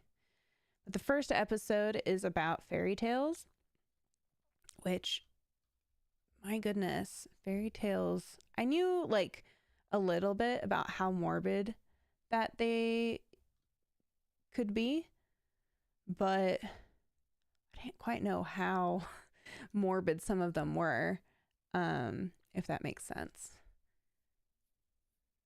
And something that I found interesting was that the reason Cinderella goes away on a pumpkin carriage is that when Cinderella was written, pumpkins had been a very trendy crop in Europe because they came from the New World, which is North America.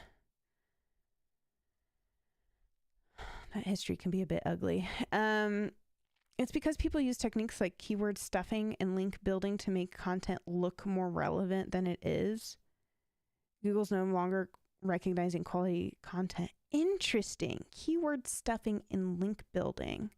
I'm not familiar with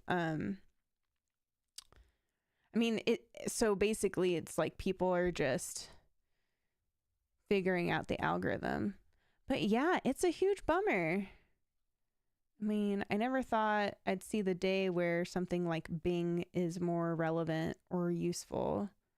I mean, honestly, I think a lot of artists will use Pinterest or Instagram, but usually I like to take my own reference photos.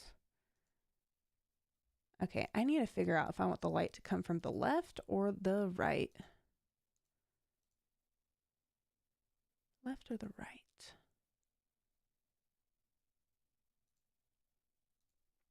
I might have to take a break here. Oh, we are at 2 hours. Okay. Yeah. I think I can finish this in time though.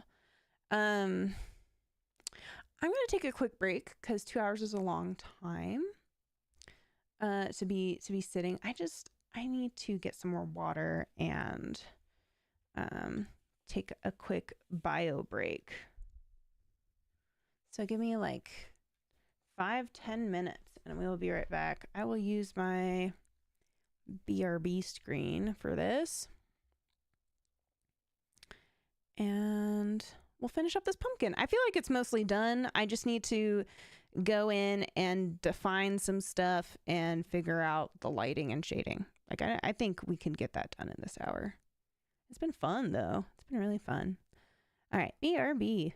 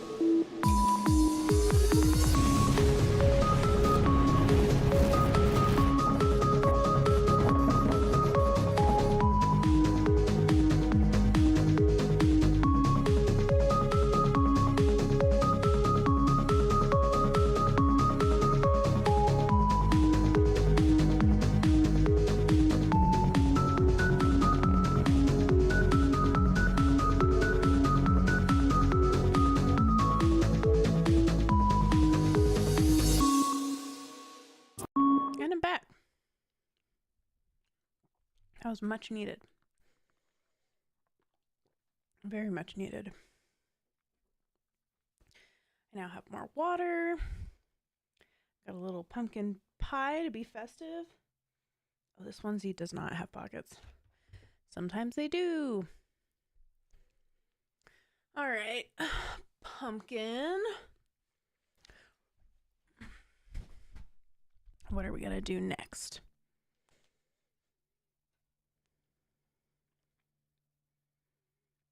Let's see. I have to get some more pink out.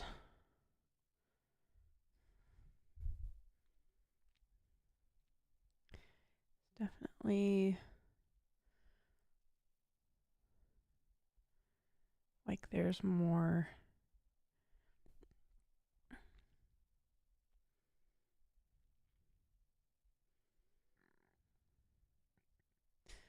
shade this direction.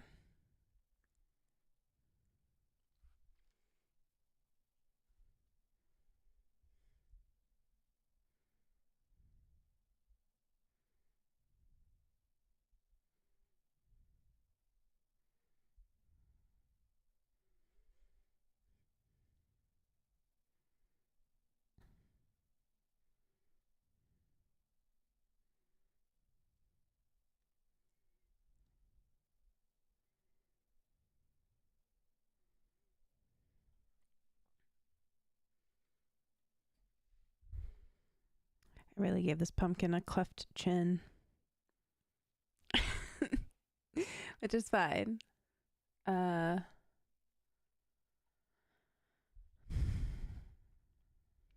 Just want to give it a little better shading.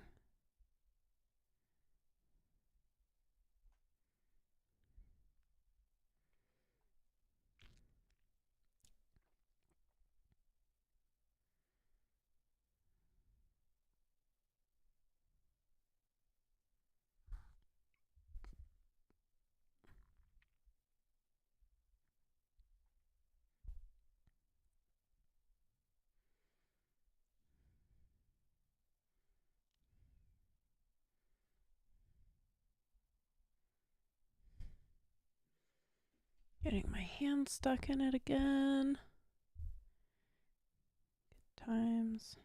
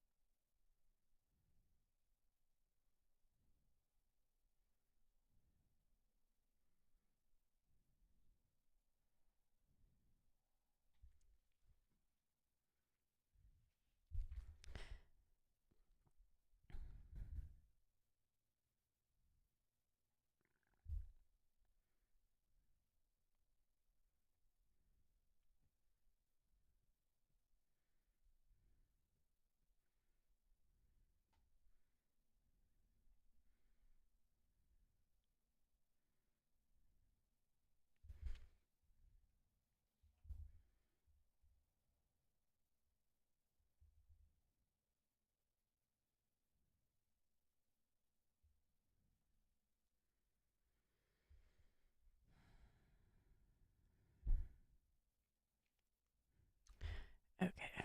Going back to repeating my mistakes.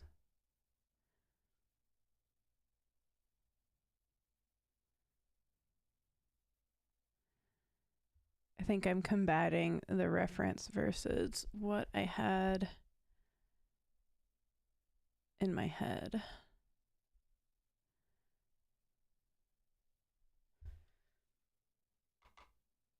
Kind of a fun journey, though. Yeah, Google can prolong that research step, I guess, because of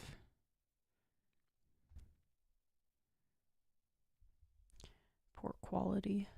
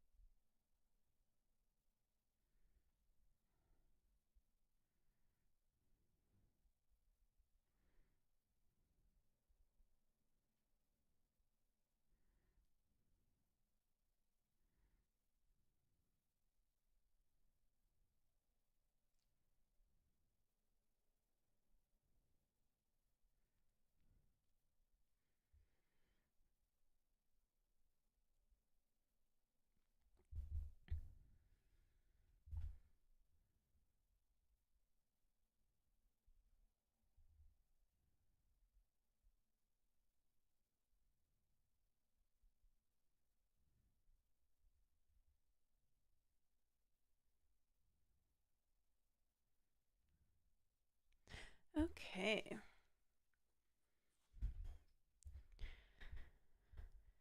Now I need to figure out how to make some of this less murky.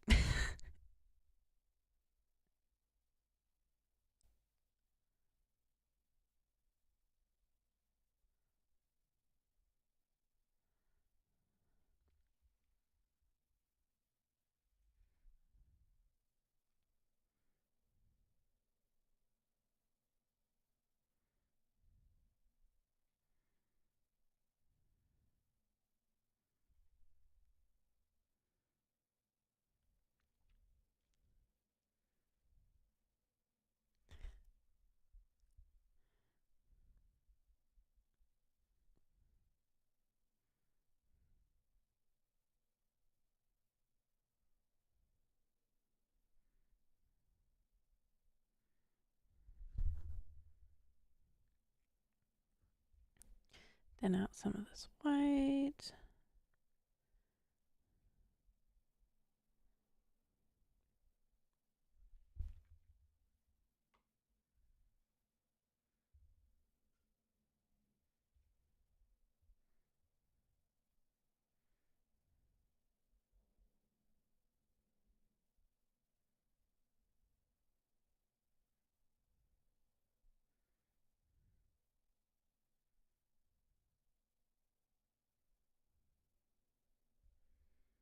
Blending can either be so satisfying or maddening. Yeah. I think I'm also frustrated with my reference.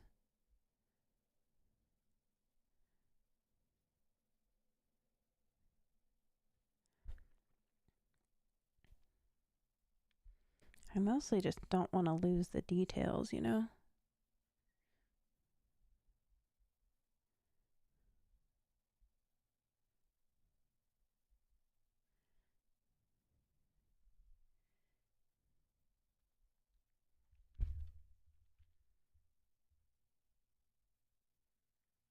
I think it's helping though. I think the white is helping.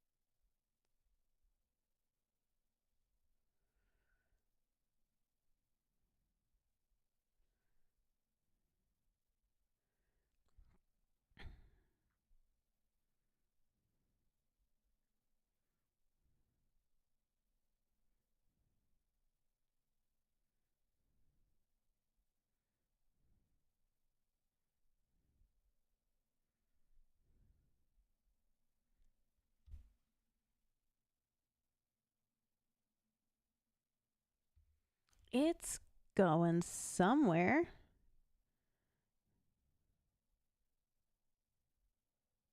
which I'm happy about.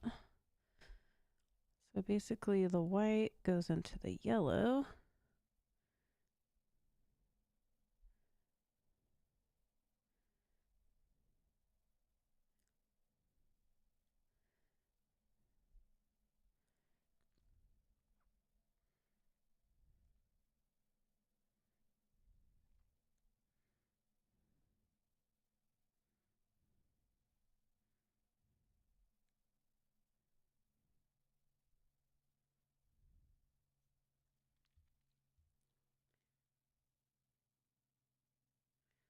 Yeah.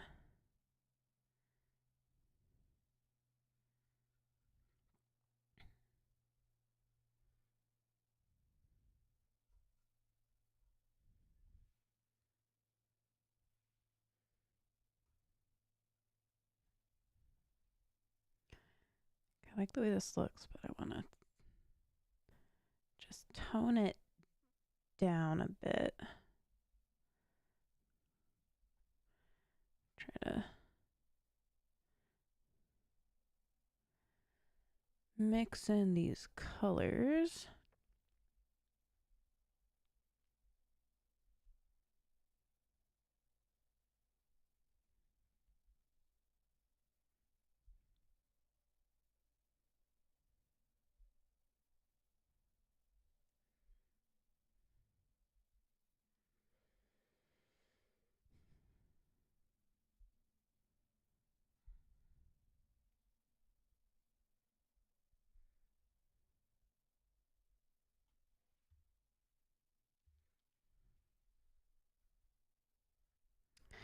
What a little cutie. I will probably go back in and redefine some of these lines.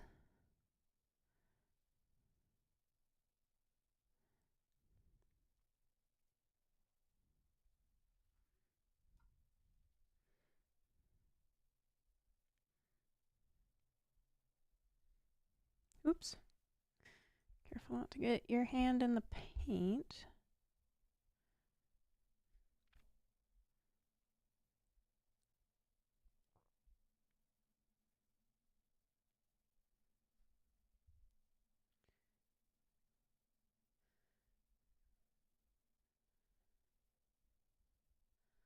Oh, yeah.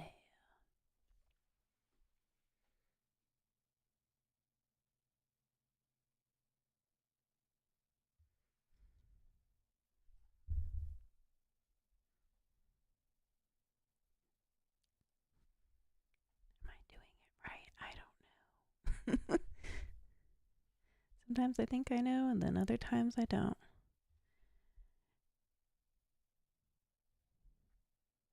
Knowing all the things is overrated anyway. Okay, these are some of the lines need to be softened up here.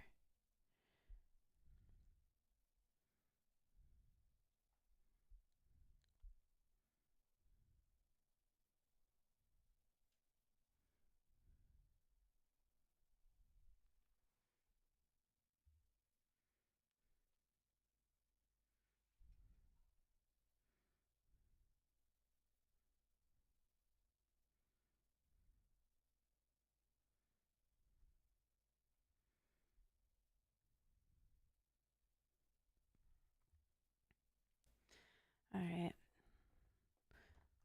Might have to go in for the stem now. And our green is very happy to explode out of the tube. Quite a blue-green, though.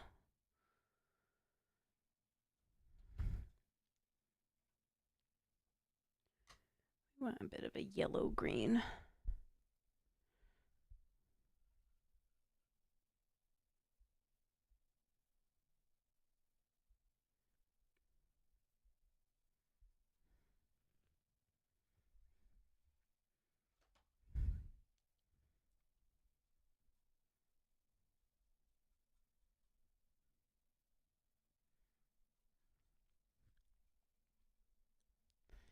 Maybe not too yellow, but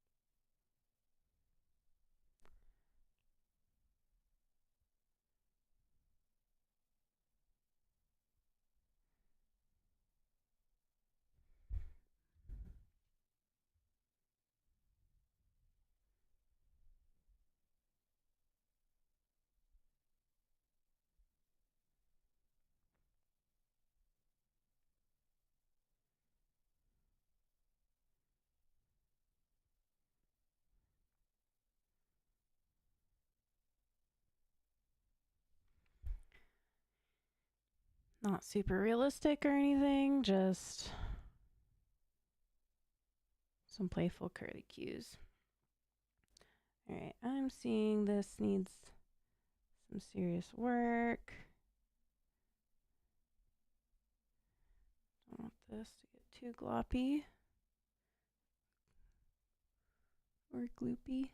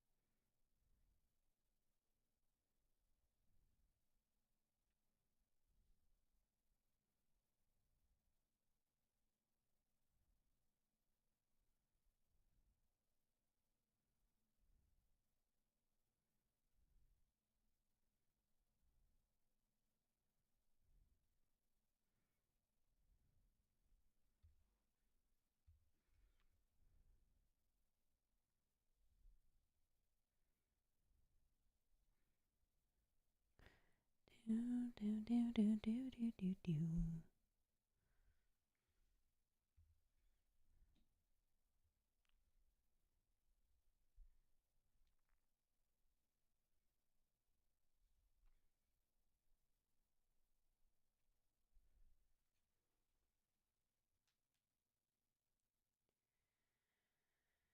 Okay. It's coming along.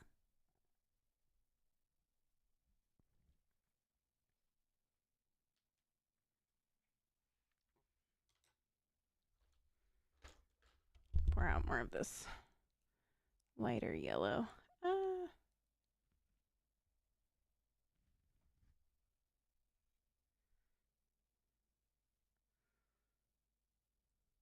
Is your favorite when the stem bends and turns? Right? Isn't it cute? I probably should have looked at a reference for that, but it's okay.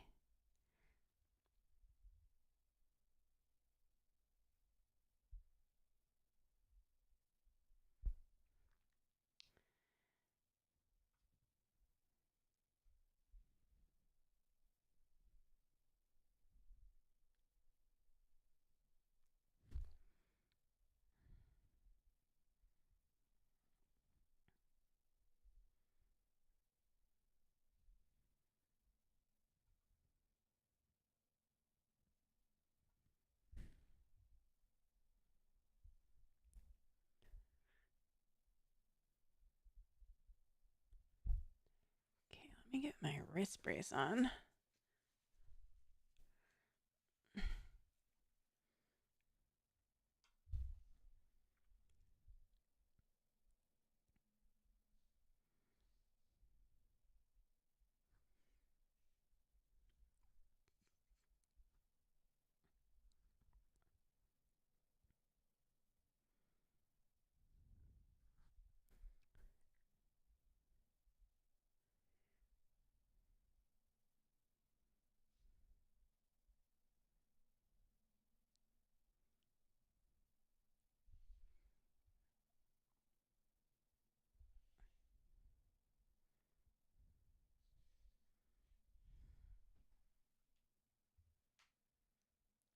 I wanted to go in here with that yellow.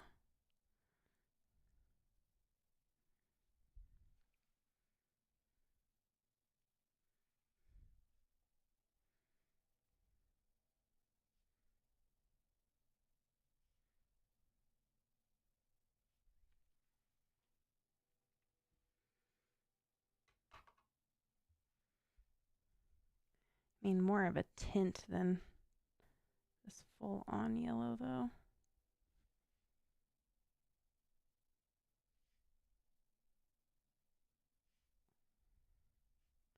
Oh well.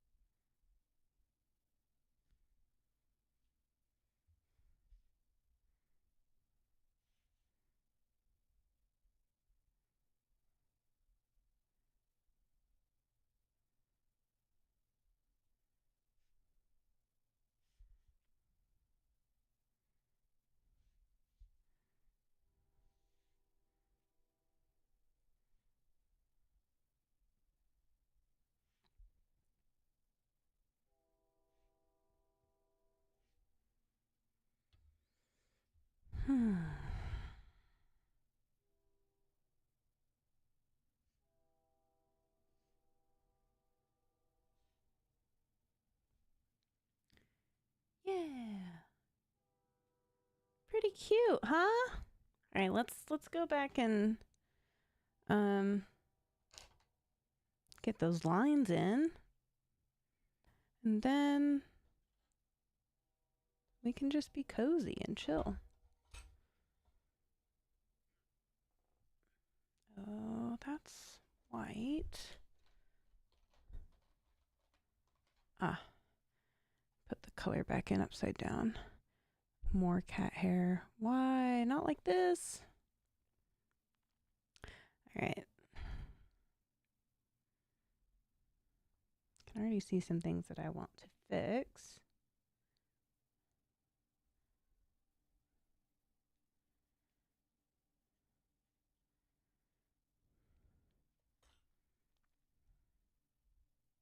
These little caps are cool, but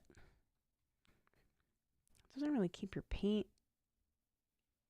wet the way I was hoping it would.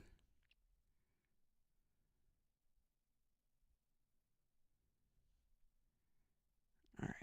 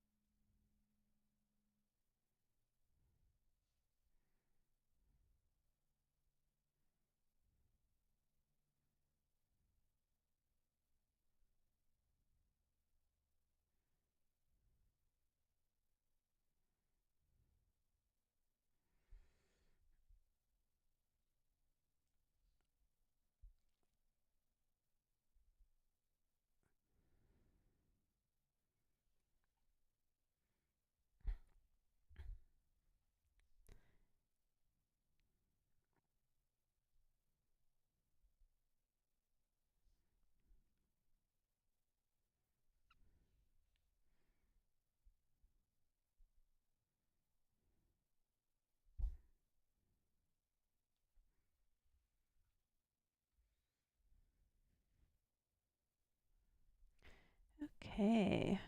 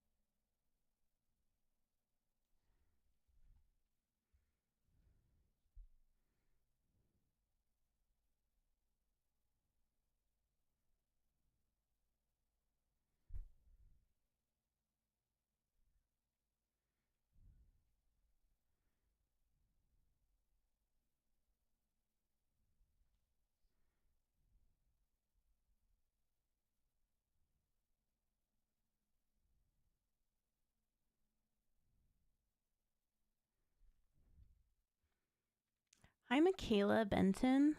Welcome in. What's my Instagram? I have a separate Instagram from the profile that I'm using. I could write it in the chat.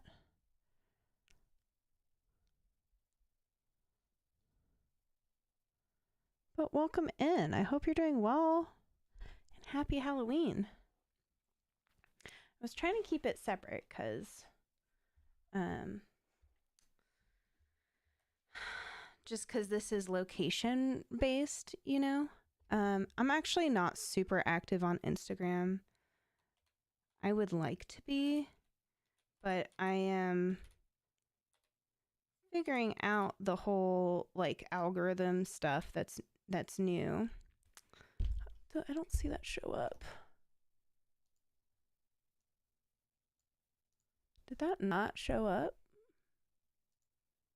Did it just type in nothingness?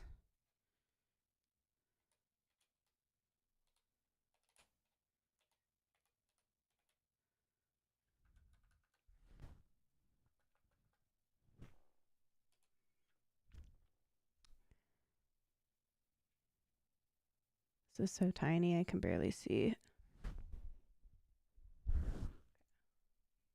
Oh my gosh, it did. I wonder if it censors it because of like promotion or something. But feel free. I mean, Bianca, as you see there, that is my YouTube channel. You can message me there and I can send it to you. Seems like there might be some auto moderation stuff because, I mean, it's common that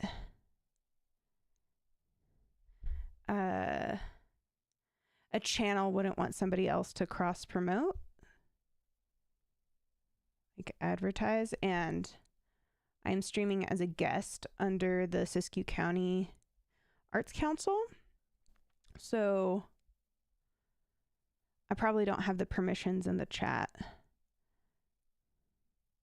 That is my guess.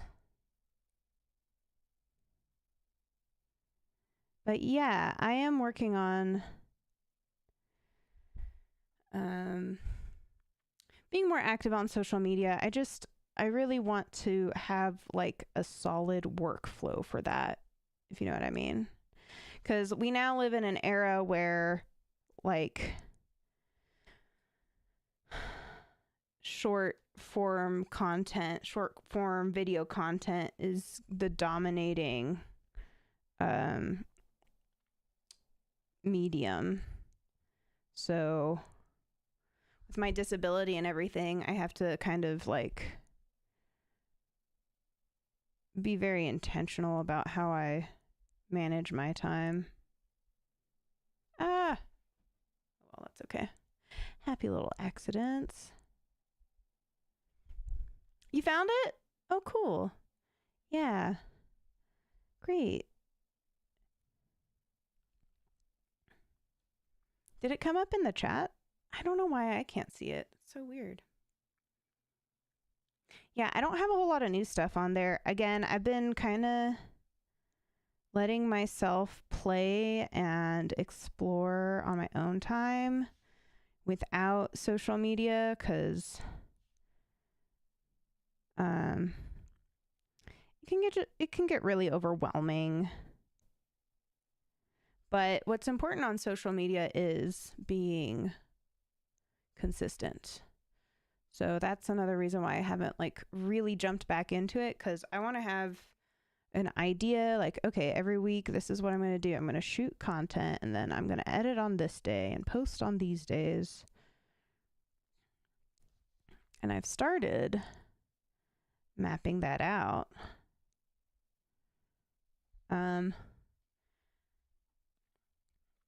It's the doing part that needs to happen.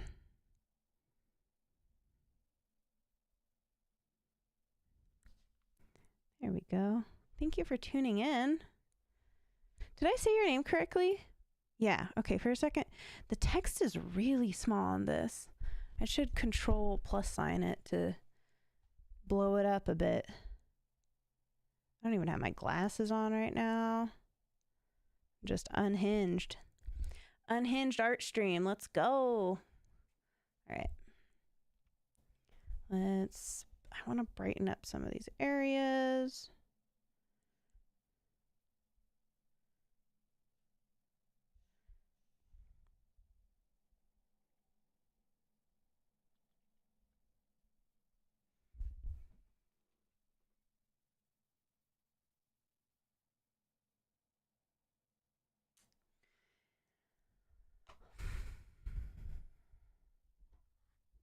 It's like I'm looking at this reference, but I really just want to do my own thing.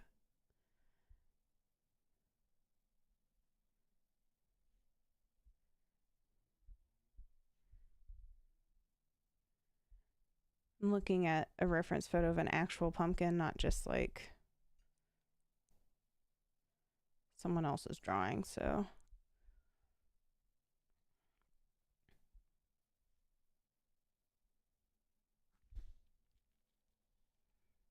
A little translation visually has to happen.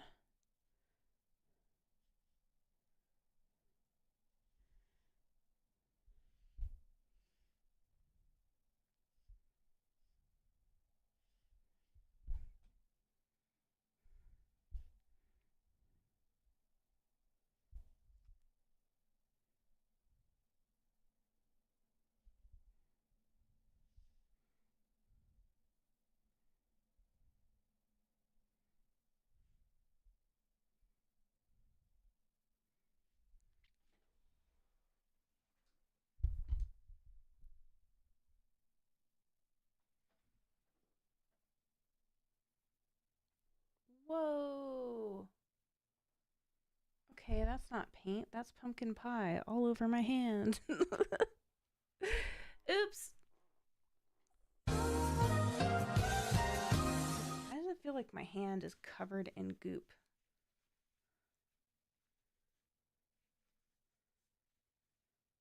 It looks so gross. Like baby food or something. How did that happen?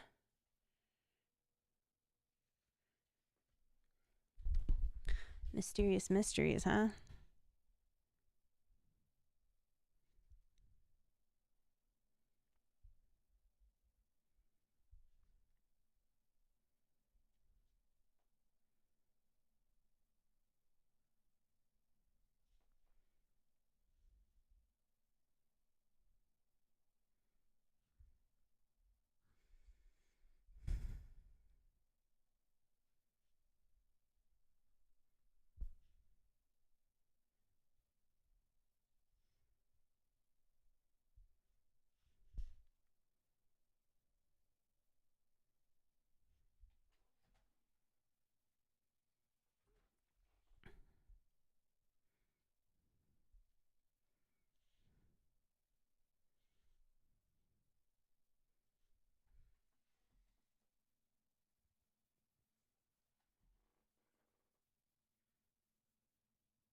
This is very overstimulating, having sticky hands from.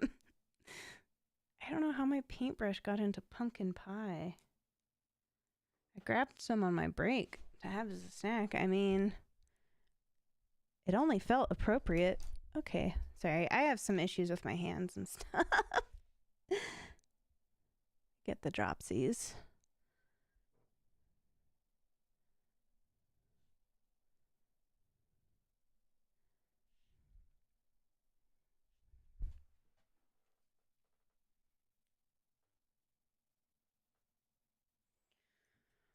Okay.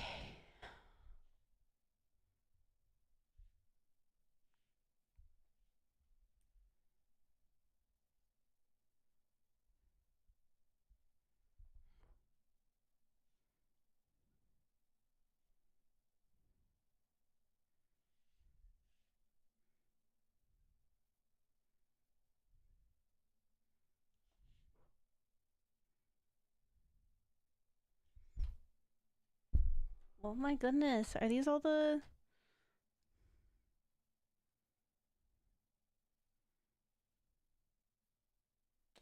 Oh no, my phone's just going off. Let me mute that.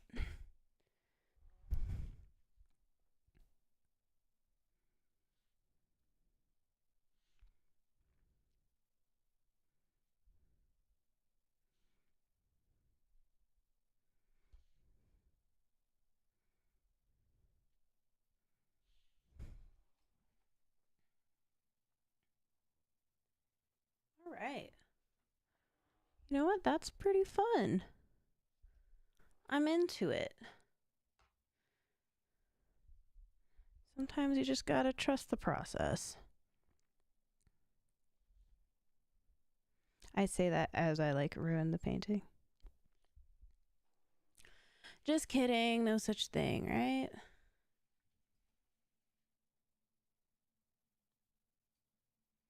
Yeah.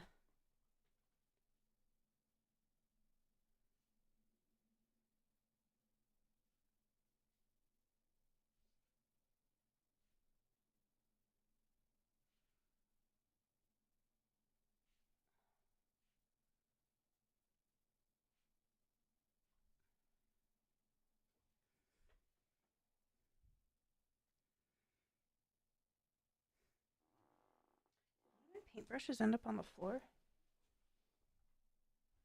I feel like I'm missing that red one. Where did that go? Oh, it's in here. It's like inside of the gouache thing. Looks awesome. Thank you, Trinity. It's good to see you. Thanks for dropping by. That's like a huge compliment. I've seen your work.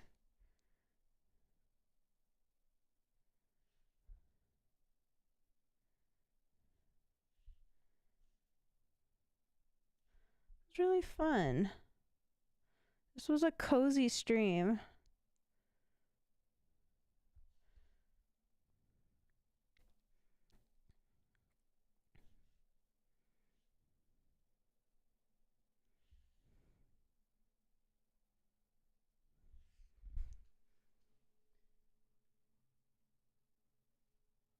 Okay. Yeah, I think that's pretty much done. I mean, I want to...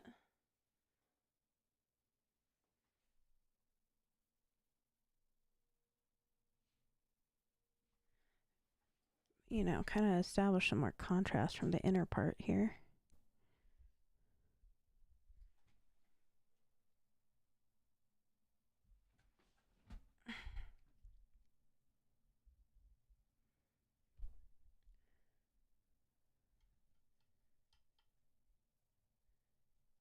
Might have gone a little too far over here.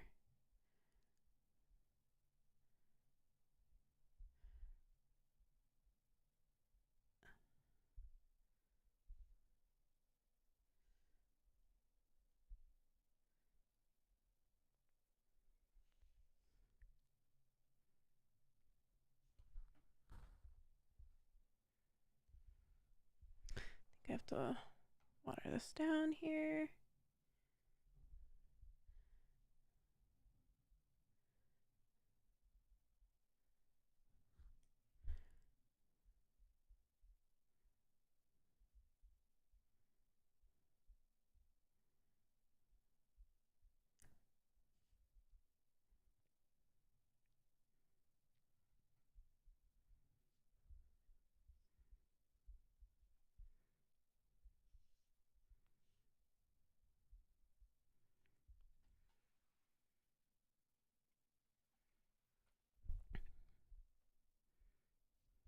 I'm quite happy with the results, though. This was fun. Fun little study. Got to break out the new art materials.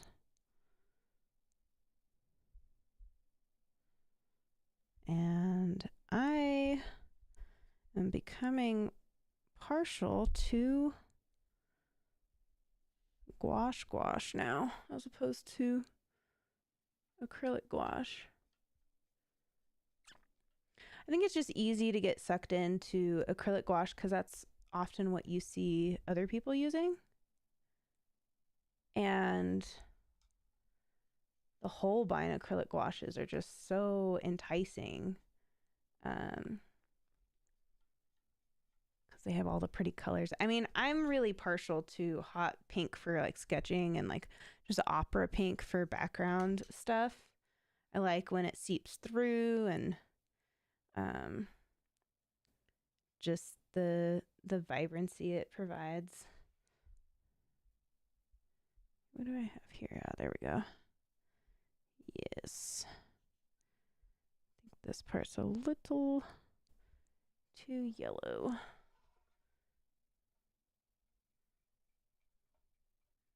But now it might be a little too pink.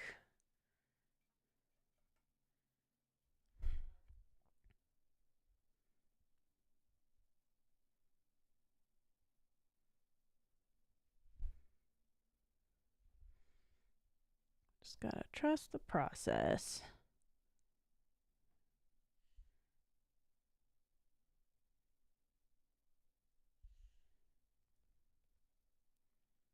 All right.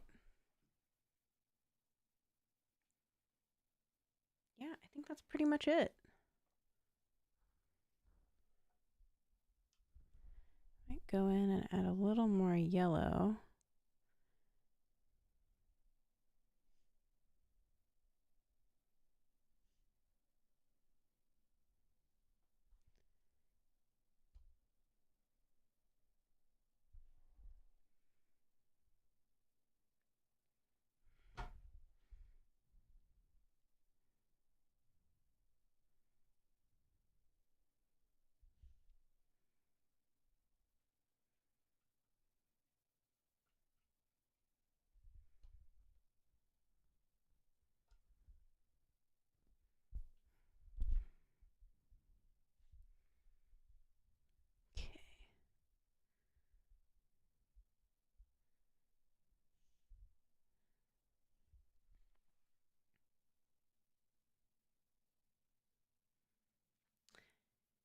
Yeah, I think that's it. I think that's about it. I probably could have put some umber in this stem or something. A little burnt sienna or something, but that's okay. For what it is, I'm pretty happy. Happy Halloween, everyone. Yeah. So if anyone has any questions or anything, I am here for 12 more minutes. I guess I'll just do some little touch-ups. I don't think it needs to fully connect, but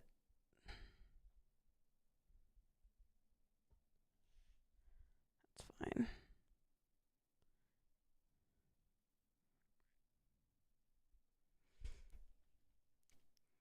Yeah, of course. This was really fun and cozy. And it's good because it got me to set up my traditional stuff again, which I've kind of like ignored or avoided. But I've been really happy with the stuff that I've been working on, like off of stream and stuff. And I don't know. It feels good to start growing into a style.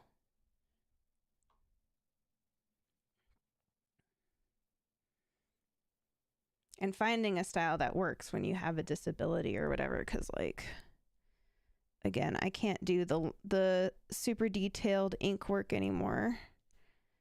I mean, if I do, I might have to just pace it out, but yeah, this is so satisfying. So satisfying. And the cleanup's going to be super easy because it's gouache, whereas with acrylic gouache, it's like, it's kind of a pain because of the plastic in it. Have I sold you all on gouache yet? No, this is pretty fun. Because I think these are even student grade.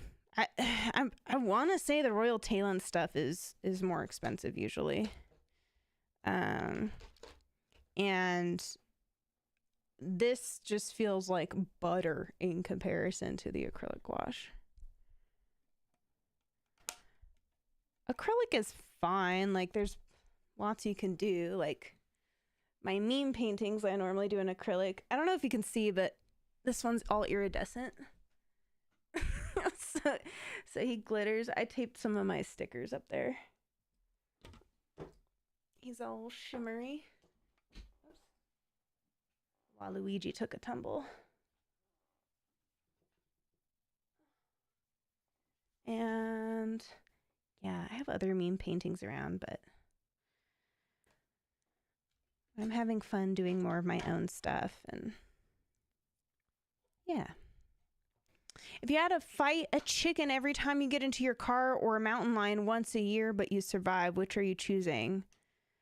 The chicken, for sure. For sure. I live close enough to mountain lions to know how scary and dangerous they can be. But I guess if it was an annual occurrence, you could set up some sort of like trap system. But I don't think I'd win in a fight versus a mountain lion.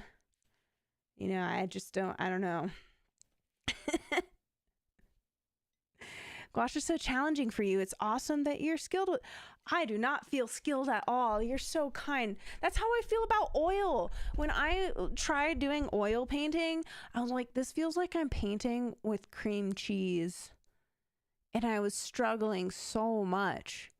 But I didn't use any linseed oil or anything to thin it out. Yeah. What are some of the like barriers and hurdles that you experience with gouache? I feel bad being like, this is my first time painting with gouache. I've painted with acrylic gouache, just not gouache, and I'm liking the gouache a lot. It can be a little more pricey though. Just depends. Medium is crucial for oil. See, that makes sense. Yeah, I was just painting in my friend's living room, like randomly. They were like, let's do some oil painting. I was like, sure, I've never done that. And they were more of a digital artist. So I don't know. I think we were both kind of flailing, but they were doing pretty well. They were mostly painting with their palette knife, actually, and that looked really cool. It looks like I'm missing a color. Oh.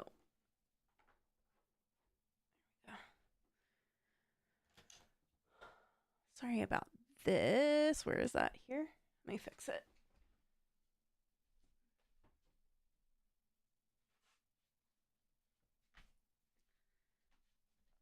Rift in the green screen. It's still kind of like that. That's so weird. Usually that's not an issue. I'll mess with it later.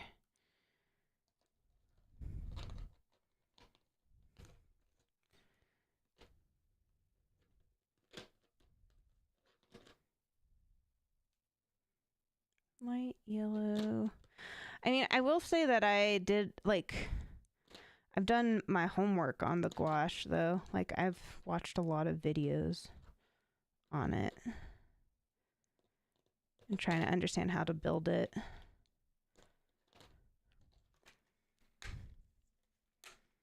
But sometimes just finding a good version of an art supply can be like the biggest difference, you know?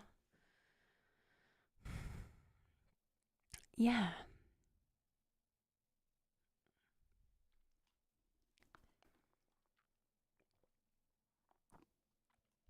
All right. Well, that was fun. The eyes feel a little wonky, but I'm okay with it. I'm okay with it.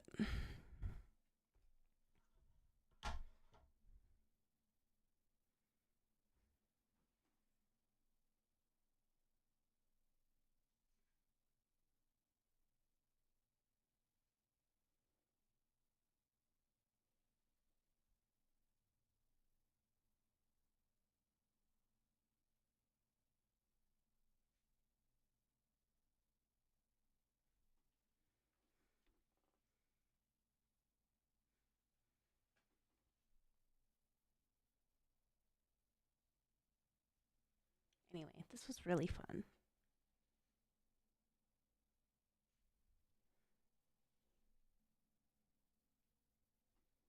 Big thank you to the Siskiyou County Arts Council for inviting me to stream on their YouTube channel and for this opportunity.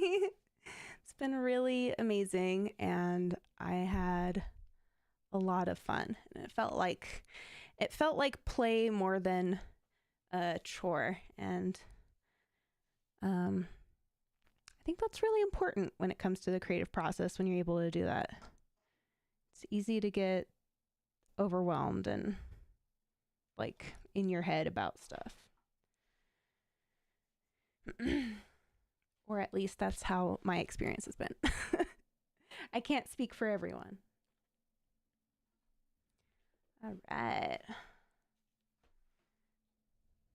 Now comes the fun part, the cleanup.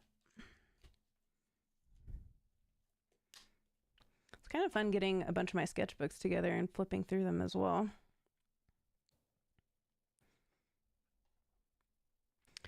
For gouache, it's mainly a mental block for you from your color and design class in school. You struggled with consistency.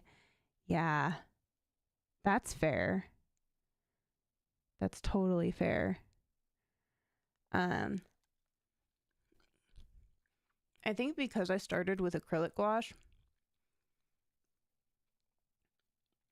maybe I've worked out some of that stuff from trial and error. So this feels easier, but I know people who say that acrylic gouache is way easier for them. Sometimes you just have to see what works best for you, I guess. Yeah. Consistency. I can totally see that. The other thing is like you're supposed to build your layers up. So the idea is to do kind of like a watery, thin underpainting and then do your mid-tones and then have the paint get thicker as you go. I don't know if I followed that rule completely here because I was like pushing and pulling where I wanted the lighting to be, but my main concern with this one is just it all looking too similar, like all looking the same. Of course, the more I look at it, the more I want to like tweak stuff.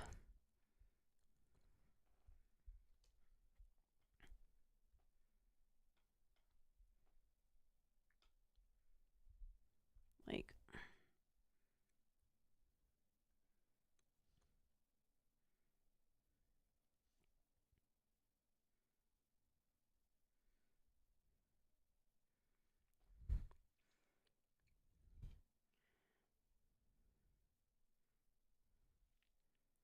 try to push and pull those highlights.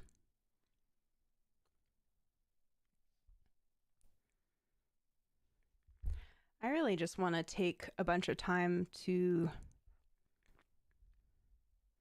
play around with mixing the colors too, though. Just giving myself the color theory practice.